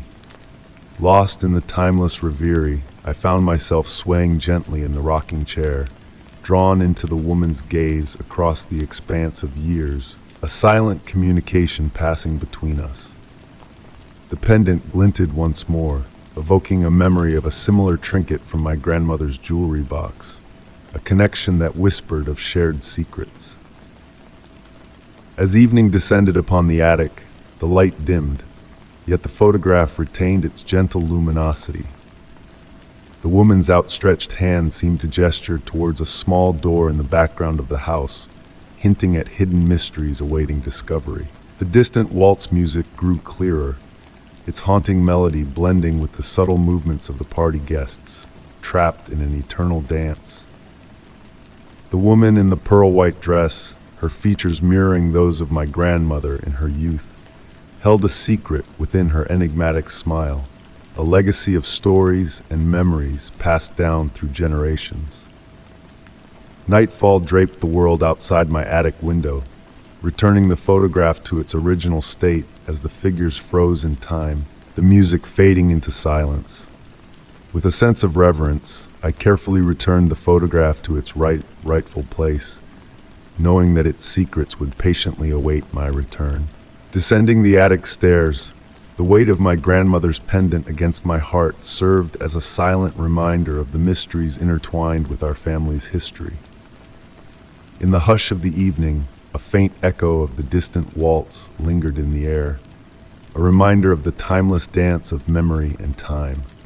Some enigmas, I realized, are best left unsolved, drifting like wisps of gentle fog between the realms of reality and imagination. The woman in the pearl-white dress had imparted her enigma to me, a fragment of a story veiled in the mists of time, waiting to be unveiled when the stars aligned. Such tales, like ethereal photographs, only reveal their secrets to those willing to embrace the whispers of the past before they fade into the twilight of remembrance. Story 34. Venturing into an ancient eatery marked for destruction, I was enveloped in a peculiar scent that lingered in the stale air, a fusion of freshly baked bread intermingled with a hint of caramelized sugar. Soft light from a single bulb cast eerie shapes on the peeling walls, and each subtle groan in the deserted dining hall seemed to murmur tales of lavish banquets and long-forgotten sorrows. Abandoned places held a strange allure for me, a sense of solace in their silent abandonment. As a seasoned photographer specializing in capturing the beauty within urban decay, I believed I had witnessed it all. Yet from the instant I crossed the threshold, this place felt unlike any other. The late afternoon sun filtered through grime-coated windows, painting ethereal patterns that danced playfully across the weathered wooden floor like spectral imprints. The heart of the establishment, the kitchen, beckoned me forth, its stainless steel surfaces tarnished by years of disuse. However, something felt amiss. The surfaces appeared curiously devoid of dust, almost as if they had been recently polished. My fingertips glided over a countertop, finding it unexpectedly smooth and cool to the touch. It was then that I detected a subtle warmth, faint but undeniable, emanating from the ancient brick oven nestled into the far recesses of the room. The tantalizing aroma intensified as I drew nearer, carrying undertones of rosemary and thyme beneath its saccharine veil. My logical mind protested vehemently that the oven could not possibly radiate heat, yet the ancient stones exuded warmth akin to a slumbering giant's exhalation. In the dimness, a flicker of movement within the oven's shadowed maw caught my gaze. Forgotten, my camera lay idle at my side as I found myself irresistibly drawn to a small office tucked behind the kitchen. Faded photographs adorned the walls, countenances from bygone epochs smiling through scratched glass. One picture, however, seized my attention. A cadre of employees stood proudly before the brick oven, the date indicating it was taken mere weeks before the eatery's abrupt closure 3 decades past. The longer I scrutinized the image, the more nuances unfurled. The oven appeared unchanged, right down to the peculiar arrangement of aged bricks encircling its archway. Yet there was something more, a shadow in the backdrop, scarcely perceptible, its form eluding my comprehension. As I leaned in for a closer inspection, the redolence of baking bread swelled, accompanied by what seemed like a soft, melodic humming drifting from the kitchen. Time itself seemed distorted within that space. Though dusk had barely crept in outside, my timepiece indicated the passage of hours. Upon reviewing the photographs I took that day, peculiar anomalies materialized, enigmatic figures lurking in the background, and wisps of steam rising from an oven that should have lain dormant and cold. Intermittently, an inexplicable pull drew me back to that forsaken eatery, yet my efforts to locate it proved futile. The streets seemed to shift and morph, concealing its enigmas from prying eyes. Nevertheless, on tranquil evenings, a whiff of fresh bread and caramelized sugar wafts into my abode. In those fleeting instances, I ponder whether the restaurant sought me out instead of the reverse. The slated demolition never transpired. When the work crew arrived one dawn, they were met with naught but an empty expanse of land, as if the structure had never existed. Locals whisper tales of certain nights when, bathed in the perfect illumination, the ghostly outline of the erstwhile restaurant shimmers in the air. Should you listen intently, you might discern the faint creak of an oven door swinging ajar and catch the tantalizing aroma of bread baking in a kitchen lost to our world. The photograph I snapped of the staff clustered around the brick oven still rests in my possession. At times, I study it into the wee hours, endeavoring to unravel the mysteries I encountered. The enigmatic figure in the background now appears clearer, resembling a silhouette in an apron, hands engaged in an invisible ballet of kneading dough. Yet, the most confounding revelation emerged only recently. In the reflective sheen of the oven's handle, a figure seems to loom, a figure clad in attire identical to mine during my visit, standing in a kitchen deserted for 30 years. As I pen these words, the fragrance of baking bread and caramelized sugar pervades my dwelling, more potent than ever. In my peripheral vision, I glimpse the gentle glow of an oven that does not exist. Story 35. On a serene evening, while meandering beside the river's edge, a peculiar sight caught my eye. It wasn't my own reflection gazing back at me from the water's surface, but a ghostly apparition, observing me in utter silence. The soft murmur of the river, mixed with the earthy aroma of damp soil and untamed flowers, hinted at hidden depths beneath the tranquil facade of the water. Evening strolls by the river had always brought me peace. The way the sun dipped below the horizon, painting the sky in shades of amber and lavender, the gentle rustle of the wind through the tall grass, and the plush moss underfoot, it was my sanctuary. Yet, that particular evening carried an unusual air. A stillness enveloped the surroundings, as if nature itself held its breath. Drawing nearer to the water's edge, I noticed the enigmatic reflection remained unmoving, untouched by the rippling currents around it. It resembled a face, though not quite human, more like a fleeting impression, with features that shifted and blurred when I tried to focus. But the eyes, they remained steady, deep, knowing, and oddly familiar. The soft crunch of gravel underfoot echoed softly as I knelt closer to the water, where a cool mist rose, carrying the sweet, damp scent of water lilies and river moss. In the distance, an owl's mellow hoot drifted through the evening air, blending with the steady flow of the river. Intrigued, I found myself drawn back to that spot each night, pulled by a mysterious force I couldn't quite grasp. Every visit unveiled something new, a glimmer beneath the water's surface, a faint melody rising from the depths, barely audible over the river's song.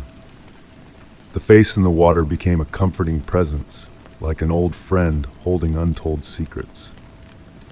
With passing weeks, subtle changes unfolded around me. The wildflowers bloomed more vividly near my spot. Fireflies danced in greater numbers, casting their green glow over the water, and the air hummed with a gentle energy that tingled on my skin.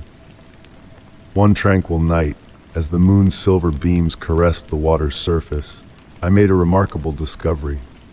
When I reached out to touch the water, it felt warm against the cool night air. Ripples of light spread outward as my fingers broke the surface, resembling liquid starlight. The face in the water smiled, not with its lips but with its eyes, radiating a warmth that seeped into my very being. It was then that understanding dawned on me. The river wasn't merely reflecting images, it was offering glimpses of a realm between worlds. The face wasn't a ghost or spirit, but a portal to a reality existing alongside our own, visible only to those who truly sought to see. Now as twilight descends and I sit by the river, I catch whispers of ancient tales in its gentle flow. Though the face appears less frequently, its essence lingers in the water's movements, in the drifting leaves, in the interplay of light and shadow. The river has transformed into more than a mere location. It's a custodian of secrets, a bearer of enigmas revealed only to the patient listeners. This story, kept close to my heart until now, may be dismissed as a figment of imagination by some. Yet on quiet nights when reality blurs into dreams, I return to the river's side. And sometimes, just sometimes, I glimpse those knowing eyes in the depths, reminding me that profound mysteries are often felt rather than seen. The face in the river taught me that certain questions require no answers, and some mysteries are best left unsolved. As I walk along the riverbank now, I carry this wisdom as a treasured secret, understanding that the boundary between ordinary and extraordinary is as fluid as the river itself, ever-changing, yet constant. Story 36. In the quiet embrace of a dusky evening, amidst the labyrinthine streets of the city, a peculiar discovery beckoned me forth. A mysterious rhyme, etched upon a weathered brick wall, whispered a haunting melody that stirred something deep within me. The cool air carried the essence of rain and concrete, mingling in a dance of scents that seemed to echo the secrets of ages past. As I traced the faded verses with my fingertips, a sense of ancient knowledge pulsed beneath the surface, existing in a realm between reality and memory. A gentle breeze swept through the narrow alleyway, rustling fallen leaves and carrying whispers of a hidden symphony of life. The peculiar nature of the rhyme revealed itself as I studied it further. Each line bore a distinct handwriting, as if penned by different souls across time. Some letters flowed elegantly, while others stood rigid and precise, yet together they wove a tapestry of unsettling harmony. The flickering street lamps cast a soft glow upon the wall, painting shadows that danced in silent rhythm. As night descended, I sought to illuminate the enigmatic words with my phone, only to witness a strange phenomenon. The text seemed to shift and rearrange under the artificial light, as if alive with a will of its own. Blinking in disbelief, I committed the verses to memory, feeling their essence settle within me effortlessly, as if they had always resided in the recesses of my mind. The rhyme spoke of shadows that walked beside us, of memories lingering between moments, and of a melody only the walls could hear. Night after night, I found myself drawn back to that wall, where others too were captivated by its mysterious allure. People would pause, their expressions distant, as if attuned to a melody just beyond my grasp. Weeks passed, and I discovered similar verses adorning other walls throughout the city, each connecting to the last like threads of an endless tapestry. The handwriting styles remained consistent, blending together in a unity that transcended time and space. I documented each new revelation, yet the images always came out blurred, as if resisting capture. Delving deeper into the mystery, I began to perceive subtle shifts in my surroundings. Street sounds took on a melodic quality, raindrops fell in rhythmic cadence, and the urban landscape seemed to hum with a hidden harmony. Standing before the original wall on quiet nights, I sensed a shared understanding with strangers drawn to the same inexplicable force, united in silent contemplation. The rhyme evolved with the changing seasons, shimmering in summer heat, flowing with autumn rains, and crystallizing in winter frost, adapting to the ever-shifting environment. Still, I returned to the wall, where new lines occasionally appeared, expanding the family of handwriting styles in an ongoing narrative of collective consciousness. Each reader was touched differently by the rhyme. Some left with serene smiles, while others bore a thoughtful gaze that lingered long after. Many, like myself, returned time and again, driven by an unspoken bond that hinted at endless revelations within those ancient words. The mystery remained unsolved, a testament to the enduring magic that dwelled in the spaces between whispers of brick and mortar. As night descended over the city, I pondered the unknown authors whose words mingled on the wall, wondering if they too roamed the streets in search of their elusive creation. Perhaps we crossed paths, connected by unseen threads of shared knowledge, all part of a story that unfolded in the margins of urban existence. A tale as old as time, yet ever new. Story 37. On a midnight journey homeward, the nearly deserted subway car felt unusually heavy. In the distant corner, a solitary figure sat in silence, their gaze fixed upon me as the train rumbled through shadowed tunnels. The air hung thick with the mingled scents of perspiration and musty stillness, and an eerie sensation of being observed settled upon me. The gentle sway of the carriage and the rhythmic clatter of wheels along tracks wove a mesmerizing melody that typically would have ushered me into slumber. But this night was different. My focus kept drifting back to the stranger, whose mere presence seemed to warp the very essence of reality surrounding them.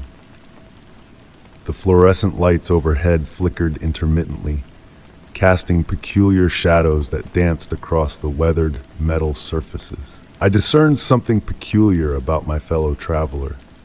Their outlines seemed slightly blurred, as if seen through a rain-splattered window. Each time I blinked or shifted my gaze, their contours would briefly sharpen before softening once more. The effect was subtle enough that I might have attributed it to my weary eyes, had it not been for what unfolded next.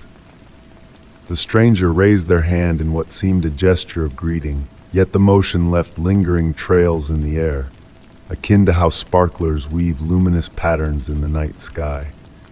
Each movement sent ripples through the space surrounding them, distorting the adverts plastered on the walls behind.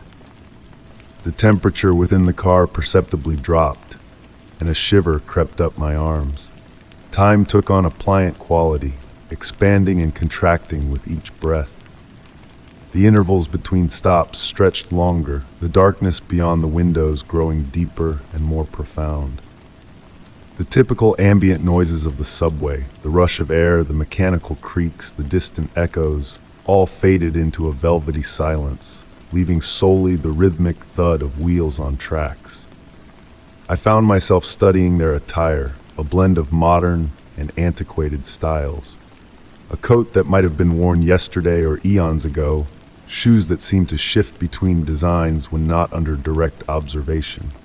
Despite the overhead illumination, their visage remained shrouded in darkness, as if shadows were drawn to them. The stranger began to hum, though the sound eluded my ears. Instead, I felt the melody resonating within my chest, a haunting tune evoking childhood lullabies and forgotten reveries. My eyelids grew heavy, yet I struggled to keep them ajar, ensnared between comfort and disquiet. Subtle alterations began to ripple through the subway car.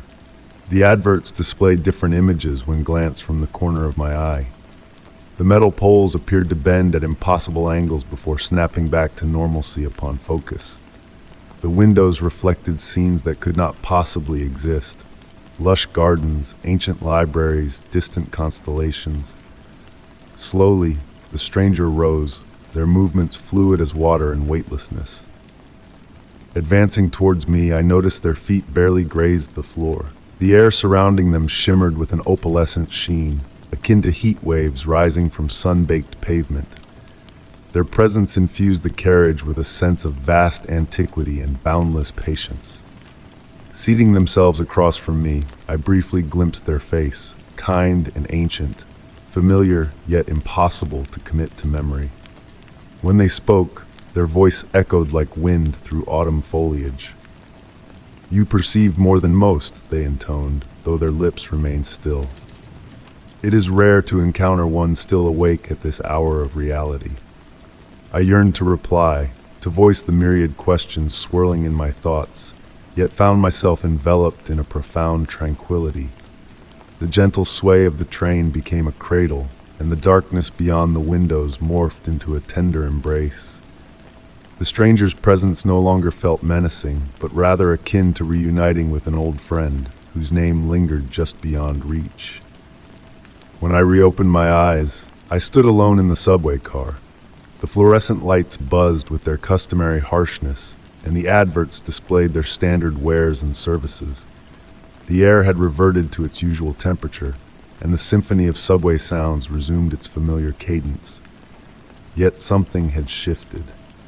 In the window's reflection, I noted a subtle iridescence clinging to my garments, akin to dewdrops on a spider's web.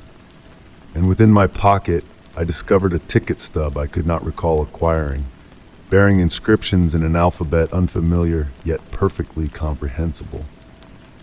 Henceforth, whenever I journey through the late-night subway, I keenly observe my fellow passengers. At times, when the light strikes just so, I glimpse blurred outlines and lingering after images. And occasionally, ever so rarely, I catch the distant hum that resonates not in my ears, but deep within my bones. A reminder that reality is far more fluid than we fathom, especially within those liminal realms between here and there, between wakefulness and sleep. Story 38. Amidst a sudden downpour on an otherwise unremarkable evening, I sought refuge under an awning, escaping the relentless rain. The droplets drummed a hypnotic beat on the pavement, and amidst the storm's symphony, a soft, urgent whisper reached my ears. The air was cool and saturated with the fragrance of fresh rain and distant thunder, carrying a whispered promise of hidden truths waiting to be unveiled by the storm. Mesmerized by the rhythmic patter of raindrops on the canvas above me, I heard the whisper once more, clearer this time, as if a voice spoke just behind me. Turning, I found only empty space and the encroaching darkness of dusk. The street lamps flickered to life, casting gentle halos in the misty atmosphere. The voice beckoned me forward, leading me into a narrow alley flanked by weathered brick buildings. Normally, I would have dismissed such a mysterious urge, but there was an inexplicable allure to this evening. The whisper bore no malice, only a gentle insistence reminiscent of my grandmother's bedtime stories. With cautious steps, I ventured into the alley, and the rain softened to a gentle mist.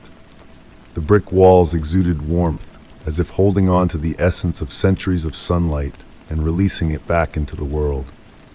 My footfalls created soft splashes in the puddles, casting mesmerizing patterns of light. The alley opened into a secluded courtyard, shielded from the outside world by surrounding structures.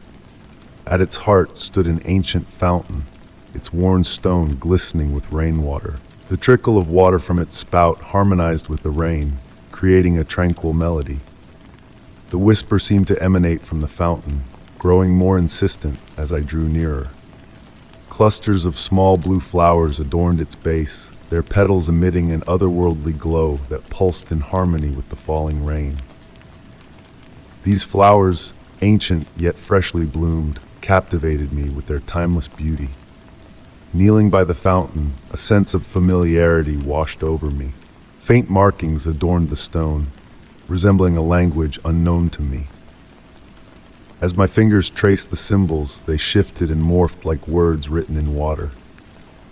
The whisper evolved into comprehensible words, weaving tales of memories, promises, and the cyclical nature of time, mirroring the fountain's eternal flow. Images danced in the fountain's pool, reflections of past visitors who had been drawn to this hidden sanctuary across the ages. Each vision flickered like a fleeting dream, leaving behind a lingering impression of lives intertwined with this mystical place. The blue flowers continued to pulse, casting ethereal shadows that danced upon the courtyard walls. Time seemed to bend within this secluded haven, flowing like thick honey, sweet and unhurried. Embraced by the whispers, I felt no urge to depart, no fear of the encroaching darkness. The lullaby of the whispers enveloped me, evoking a sense of half-remembered dreams from childhood. As I rose to leave, I noticed a single blue flower had detached and floated into my grasp.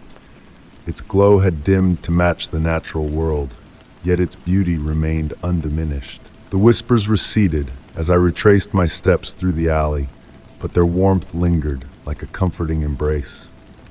Emerging onto the street, the rain had ceased, though the air retained a heavy dampness. The familiar glow of street lamps illuminated the glistening pavement, signaling the return to normalcy. Yet deep within me, I knew I had been transformed by the enigmatic allure of that hidden courtyard. On rainy evenings since, a faint echo of those whispers occasionally brushes against my consciousness, carried on the wind. The blue flower now rests on my windowsill, appearing ordinary to all but me. In the hush of night, it still emits a soft light, a reminder of the promises whispered in the rain, of mysteries veiled just beyond our everyday perception, patiently awaiting discovery by those attuned to the whispers in the storm. Story 39. In the midst of a solitary stroll along the edge of a dense forest, a faint, almost imperceptible howl stirred me from my thoughts. The air was crisp with the scent of pine and wet earth, and as I gazed into the dim woods, that eerie sound beckoned me to unravel the secrets veiled just beyond the light.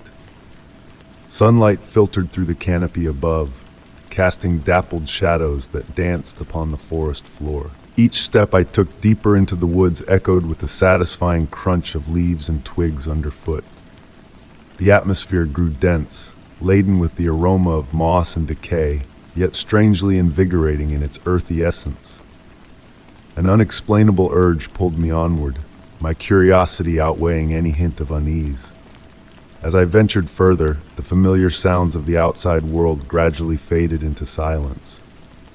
The rustling of leaves in the gentle breeze intensified, creating a soft, whispered symphony.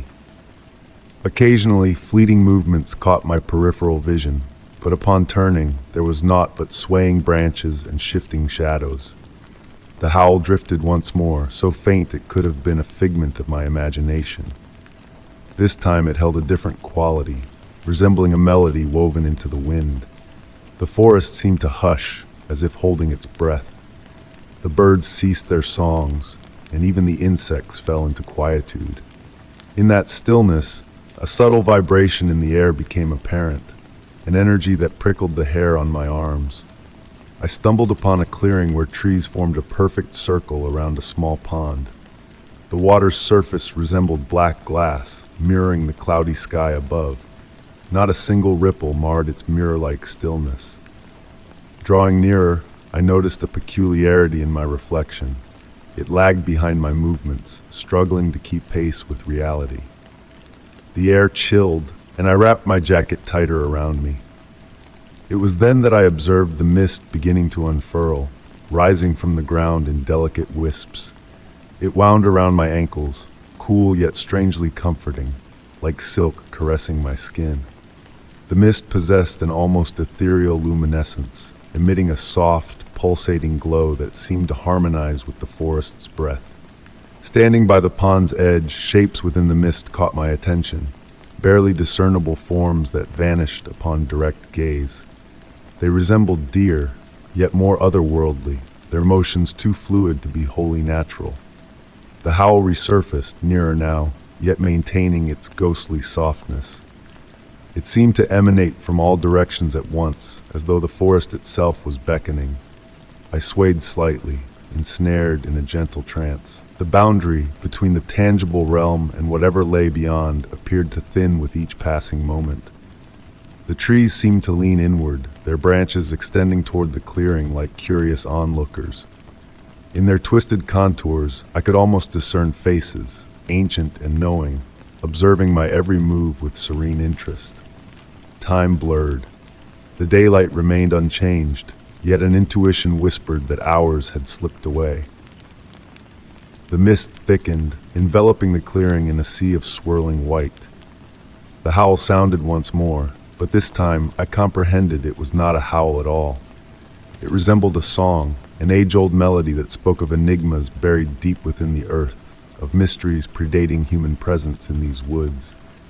Suspended between reality and reverie, I felt a presence behind me. The air shifted, carrying hints of wild flowers and dawn's frost. Every instinct urged me to turn around, to face whatever awaited, yet my body remained immobile. Perhaps fear rooted me in place, or perhaps it was the realization that some mysteries are better left untouched. The presence drew nearer, accompanied by a profound sense of tranquility. The forest seemed to exhale around me, its ancient whispers echoing in forgotten tongues. In that moment, I understood I had stumbled upon something rare and precious, a pocket of the world where the veil between the known and unknown had grown thin. I never did pivot to face it. Instead, I shut my eyes and absorbed the forest's song. When I reopened them, the mist had dissipated, and the clearing appeared mundane once more. Yet as I retraced my steps through the woods, I carried with me the certainty that I had encountered something extraordinary, something that would forever alter my perception of the world. Even now, on tranquil nights when the wind rustles through the trees, I sometimes catch echoes of that distant, silent howl. It beckons to me like a half-remembered dream, a reminder that there exist realms where mystery and wonder reign supreme, patiently awaiting those willing to heed their song. Story 40. As I ventured into a secluded corner of an abandoned library, I stumbled upon a hidden alcove veiled in a soft mist and filled with relics and faded photographs. The air was heavy with the fragrance of aged paper and cedar wood, creating a tranquil atmosphere that beckoned me to explore further. Among the relics, a portrait partially concealed by a delicate veil captured my attention, a silent beckoning to unravel a memory shrouded by the passage of time. The portrait depicted a woman in Victorian attire, her features softened by the years, yet her eyes retained a remarkable clarity that seemed to track my movements in the alcove, drawing me deeper into the forgotten recesses of the library. Beneath my feet, the old floorboards murmured with each step, releasing wisps of dust that pirouetted in the gentle beams of light filtering through dusty windows. My gaze was drawn to a weathered desk near the portrait, its surface adorned with rings left by long-vanished teacups. Tracing my fingers along the smooth wood, I discovered a leather-bound journal nestled within one of the drawers. The journal's binding, though cracked, held together, and as I opened its pages, a delicate fragrance of lavender and ink wafted into the air. The elegant yet faded handwriting within the journal recounted tales from the late 1800s, transporting me to a bygone era.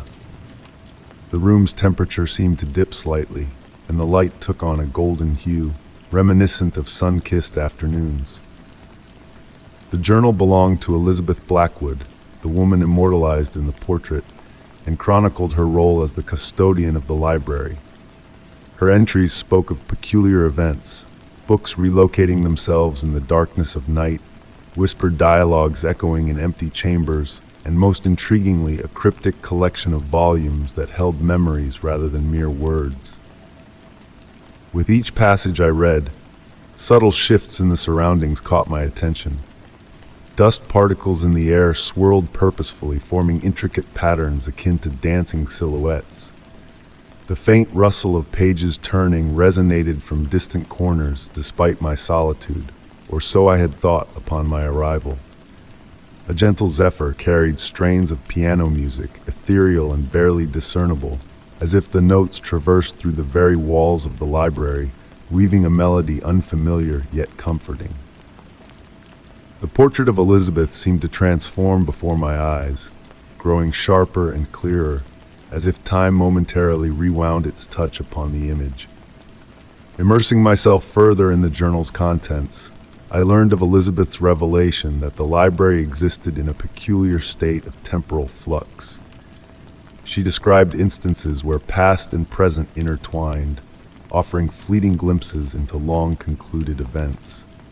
These phenomena, she observed, manifested most vividly during the twilight hours, when the boundary between reality and memory blurred.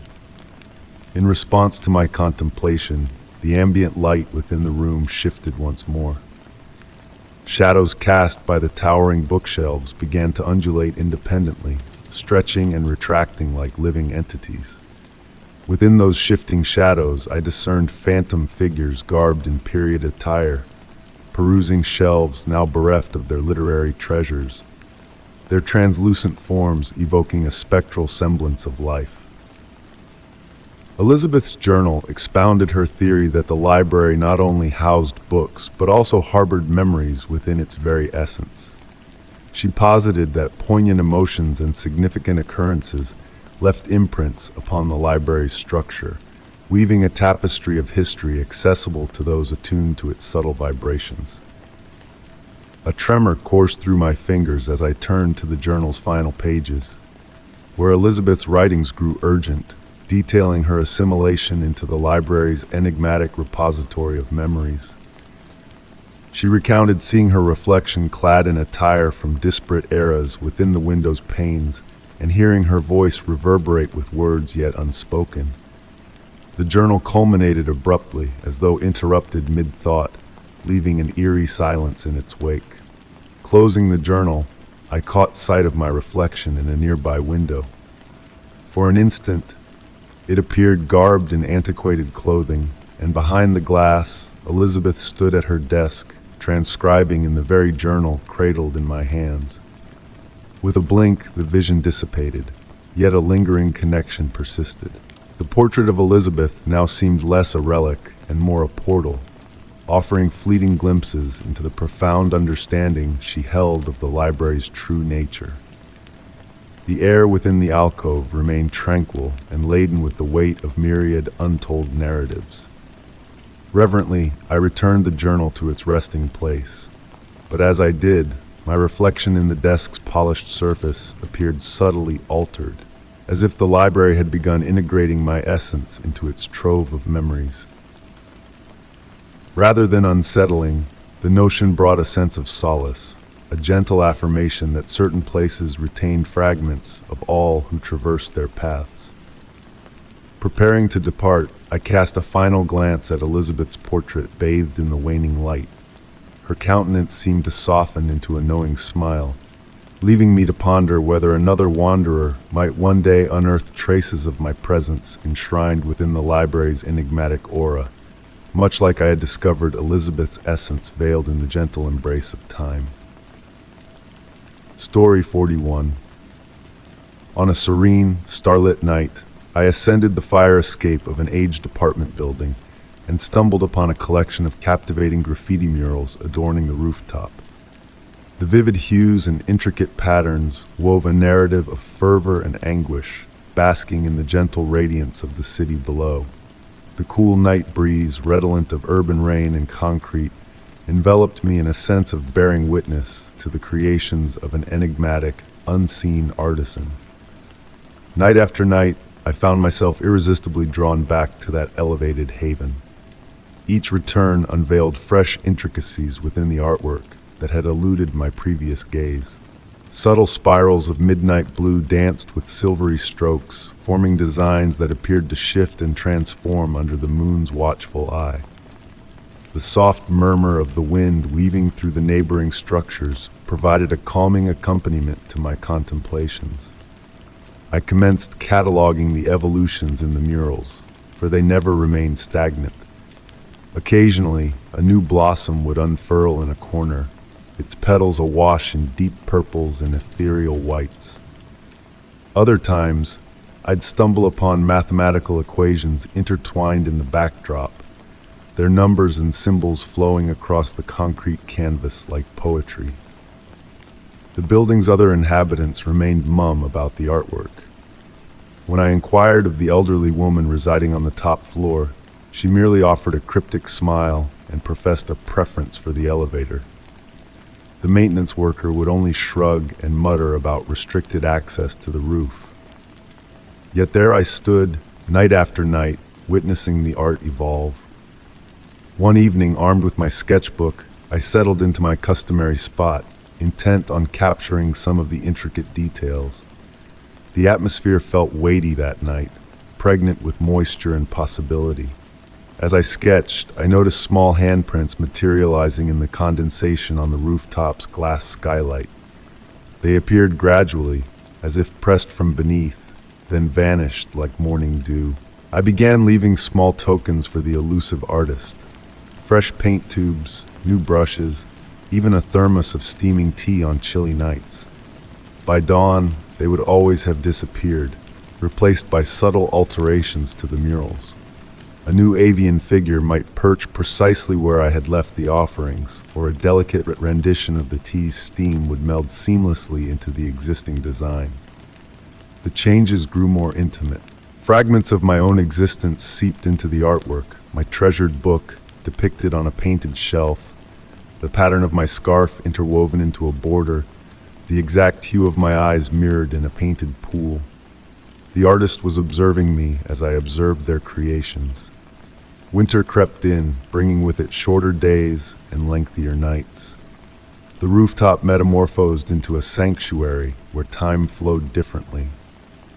On certain nights, I would arrive to find the paint still fresh, gleaming under the starry firmament, yet the artist's presence remained elusive. The wet paint bore no footprints, no trace of its maker. During a particularly tranquil snowfall, I stumbled upon a new addition to the mural, a portrait. Not of a person, but of a moment. My inaugural night on the rooftop, portrayed from behind, showcasing a figure gazing at the initial mural. The attention to detail was astounding, down to the way my hair had danced in the evening breeze. Yet, in the painting, I was not alone. A shadowy figure stood beside me, their hand outstretched towards the wall, clutching a brush that dripped with starlight. I tentatively reached out to touch the painted rendition of myself, and my fingertips came away dusted with a fine, shimmering powder that defied conventional explanation. It sparkled like crushed diamonds, and as I observed, it appeared to meld into my skin, leaving behind a subtle luminescence that mirrored the mural's glow. The following morning, I found my hands itching to create. Almost instinctively, I grasped a brush that had materialized beside me and began painting. The colors flowed like a river, like memory, like dreams. I toiled until daybreak, and upon stepping back, I beheld that my style was indistinguishable from the mysterious artist's. Now I comprehend why the residents maintained silence regarding the rooftop artist. Some enigmas are meant to be felt rather than articulated. Some nights I still ascend to that elevated expanse, though I struggle to discern whether I am there to craft or to observe. The boundaries between artist and audience have blurred, like wet paint merging with wet paint, birthing something entirely new. The murals continue to transform, concealing our shared secret within layers of color and light. On tranquil nights, when the stars align just so, one might chance upon two shadows collaboratively painting on that rooftop, one casting a gentle radiance, the other wielding a brush that drips with starlight. Yet on closer inspection, both shadows may belong to the same entity, neither quite substantial enough to be real. Story 42. On a chilly night, a mysterious package materialized on my doorstep, shrouded in secrecy with no sender in sight. Curiosity piqued, I unwrapped it to discover a single, meticulously folded letter etched in an elegant script that was unfamiliar to my eyes. The faint scent of cedar and ink wafted through the room, enveloping me in a calming embrace as I delved into the cryptic contents, a promise of unveiling hidden truths buried deep within the shadows of my past. Nestled in my beloved reading chair, its weathered leather whispering beneath me, I was serenaded by the gentle tap of raindrops against the window, a lulling melody that set the stage for the enigmatic journey ahead. By the warm amber glow of my desk lamp, casting dancing shadows that seemed to waltz with a life of their own, I gingerly unfolded the delicate parchment. Each word seemed to hold a whisper of secrets long forgotten. The letter unfurled with a revelation that stole my breath. I know about the music box. Thoughts of my grandmother's antique music box flooded my mind, a cherished relic believed lost to time. Its intricate rose carvings, the chip in the corner from a childhood mishap, and the stubborn lid that sometimes resisted opening, all vividly described in the letter, as if plucked from my memories and laid bare on the page before me. As my fingers traced the elegant script, a shiver of recognition danced down my spine. The writer wove a tapestry of intimate recollections, unveiling hidden chambers of my past, like the secret hiding spot behind a loose brick in the garden wall of my childhood home, the elusive dream of a door that remained closed, and the unexplained collection of keys that had amassed over the years, their purpose a tantalizing mystery. Amidst the steady cadence of the grandfather clock's ticking, each paragraph unraveled a new thread of intrigue, weaving a tapestry of interconnected moments that defied mere chance. The writer hinted at a grand design, a symphony of fate orchestrating the seemingly disparate fragments of my existence into a harmonious whole. My gaze drifted to the brass hook where my collection of keys hung, catching the flickering lamplight in a mesmerizing display. Had they always hung in that particular arrangement, whispering their silent tales of origin, the weathered skeleton key, the ornate garden discovery, the mysterious silver key that materialized in my pocket one wintry morn. The letter spoke of patterns hidden in plain sight, of numbers dancing in the periphery, and of dreams that felt more like echoes of a forgotten past. It beckoned me to see beyond the surface, to embrace the enigma that had quietly shaped my journey thus far. With my loyal feline companion Shadow, watching from her perch with eyes aglow, and the rain's gentle serenade weaving a cloak of tranquility around me, I delved deeper into the labyrinthine tale unfurling before me. Each word painted a portrait of interconnected destinies converging at a singular point in time. A sudden urge seized me, and I reached for my journal, its pages a mosaic of fragmented musings and unexplained phenomena. The letter acted as a guiding light, illuminating the hidden patterns that had eluded my grasp, hinting at a shared tapestry woven by kindred spirits traversing parallel paths. As the night deepened, the lamp's warm embrace softened, casting a dreamlike haze over my study. The final paragraphs of the letter posed a choice: remain in the comfort of ignorance, or embrace the enigmatic journey that beckoned, promising enlightenment without peril, but with the caveat of irreversible revelation once the veil was lifted. Reclining in my chair, enveloped in the weight of newfound awareness, I pondered the simple directive: when you're ready to learn more, play your grandmother's melody at midnight. The melody, long silenced by time's passage, stirred dormant memories, urging me to seek what lay beyond the threshold of the known. My gaze wandered to the ancient trunk nestled in the corner, a relic of generations past that had resisted all attempts at unlocking its mysteries. In the hushed embrace of night, it beckoned with a silent promise, its secrets poised to unfurl in the fullness of time. As the rain's cadence waned, leaving behind a profound stillness punctuated by Shadow's rhythmic breaths and the grandfather clock's unwavering pulse, I carefully folded the letter and nestled it within my journal. A subtle shift had occurred, a ripple in the fabric of my reality that hinted at untold revelations awaiting their moment of unveiling. Preparing for slumber, the letter's words lingered in my mind, entwined with the fading strains of my grandmother's music box melody. A premonition whispered of dreams imbued with newfound significance, heralding the dawn of an extraordinary odyssey into the uncharted territories of my own narrative. Story 43.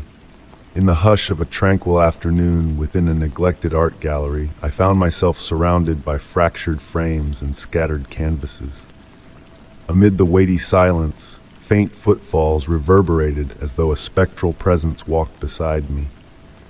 The air carried the musty scent of damp canvas and aged varnish, each deliberate step stirring echoes of artistic triumphs and veiled sorrows concealed within the quiet corridors.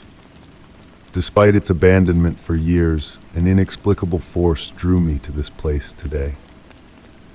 Dust particles pirouetted in slender streams of light that pierced the grimy windows, casting ethereal spotlights upon worn floorboards. My fingertips grazed the wall as I strolled, tracing the textured patterns of the faded wallpaper beneath my touch. The footsteps maintained their soft rhythm, always at a fixed distance. Initially, I attributed them to the building settling or my own footfalls reverberating against the lofty ceilings. Yet there was a distinct quality to them, a gracefulness that seemed to belong to a spirit more elegant than myself.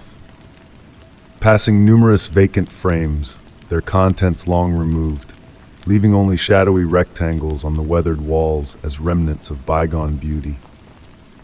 The atmosphere chilled as I delved deeper into the gallery, a subtle aroma of oil paint mingling with the mustiness. In a secluded chamber, I encountered a solitary painting that endured, a portrait of a young woman in a white gown, her gaze appearing to track my movements. The canvas remained remarkably pristine compared to its surroundings. Below it, a modest brass plate bore only a date from a previous century, devoid of an artist's name or title. The accompanying footsteps halted as I paused to scrutinize the portrait.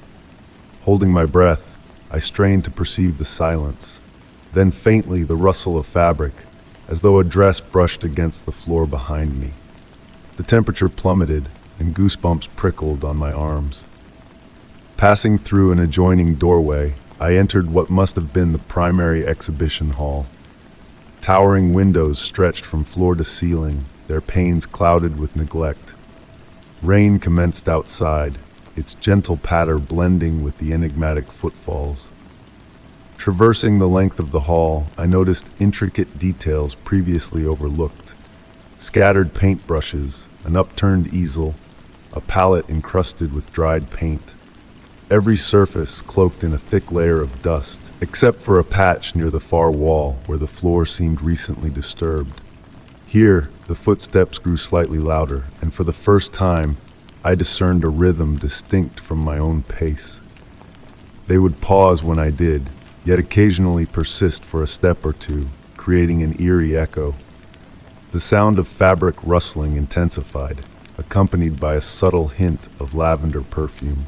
In my peripheral vision, fleeting glimpses of movement, a flash of white, the outline of a figure. Yet, when I turned to confront them directly, only swirling dust motes danced in the dim light. The rain sustained its gentle cadence against the windows, casting shadows that undulated across the floor like liquid silver. Drawn to a door leading to what seemed an artist's studio, I encountered dried paint tubes strewn across a workbench and an incomplete canvas perched on an easel. The painting depicted the nascent stages of a familiar scene, the same exhibition hall I had vacated, now teeming with light and vitality, spectators admiring artwork adorning now barren walls. As I examined the unfinished masterpiece, the footsteps encircled me at a leisurely pace. The scent of lavender intensified, the temperature dropping until my breath materialized in the air. A soft humming commenced, barely audible above the rain, a melody almost recognizable, yet just beyond grasp. The sunlight filtering through the windows assumed a golden hue, defying the overcast day outside. It dawned on me then. The footsteps had synchronized flawlessly with my heartbeat. Turning deliberately, I caught a fleeting glimpse of her, the woman from the portrait, translucent as morning mist, her white gown fluttering in an invisible breeze. She smiled, a gesture not unkind, and extended her hand in salutation. The fragrance of lavender enveloped me, a paintbrush delicately held between her ethereal fingers. She gestured towards the unfinished canvas, then towards the main hall. Understanding dawned gradually. This was her domain, her incomplete opus. The footsteps I had perceived were her daily vigil, persisting long after her departure from the physical realm. She wasn't a specter haunting the gallery. She remained a creator, a curator, a guardian of her artistic realm. I now visit the gallery intermittently, traversing its corridors in harmonious silence with my unseen guide. Sometimes, I bring fresh blooms and place them beneath her portrait. On those days, the footsteps seem lighter, and the scent of lavender intertwines with the bouquet's perfume. In tranquil moments, I discern her softly hummed melody as she tends to her eternal exhibition. The gallery remains veiled from public view, and perhaps that's for the best. Certain artistry is meant for solitary consumption, certain tales best shrouded in gentle enigma. Yet, on rainy afternoons, when the light cascades just so through the towering windows, I swear I witness her work progressing on that incomplete canvas, one stroke at a time, in perfect synchrony with those echoing footfalls.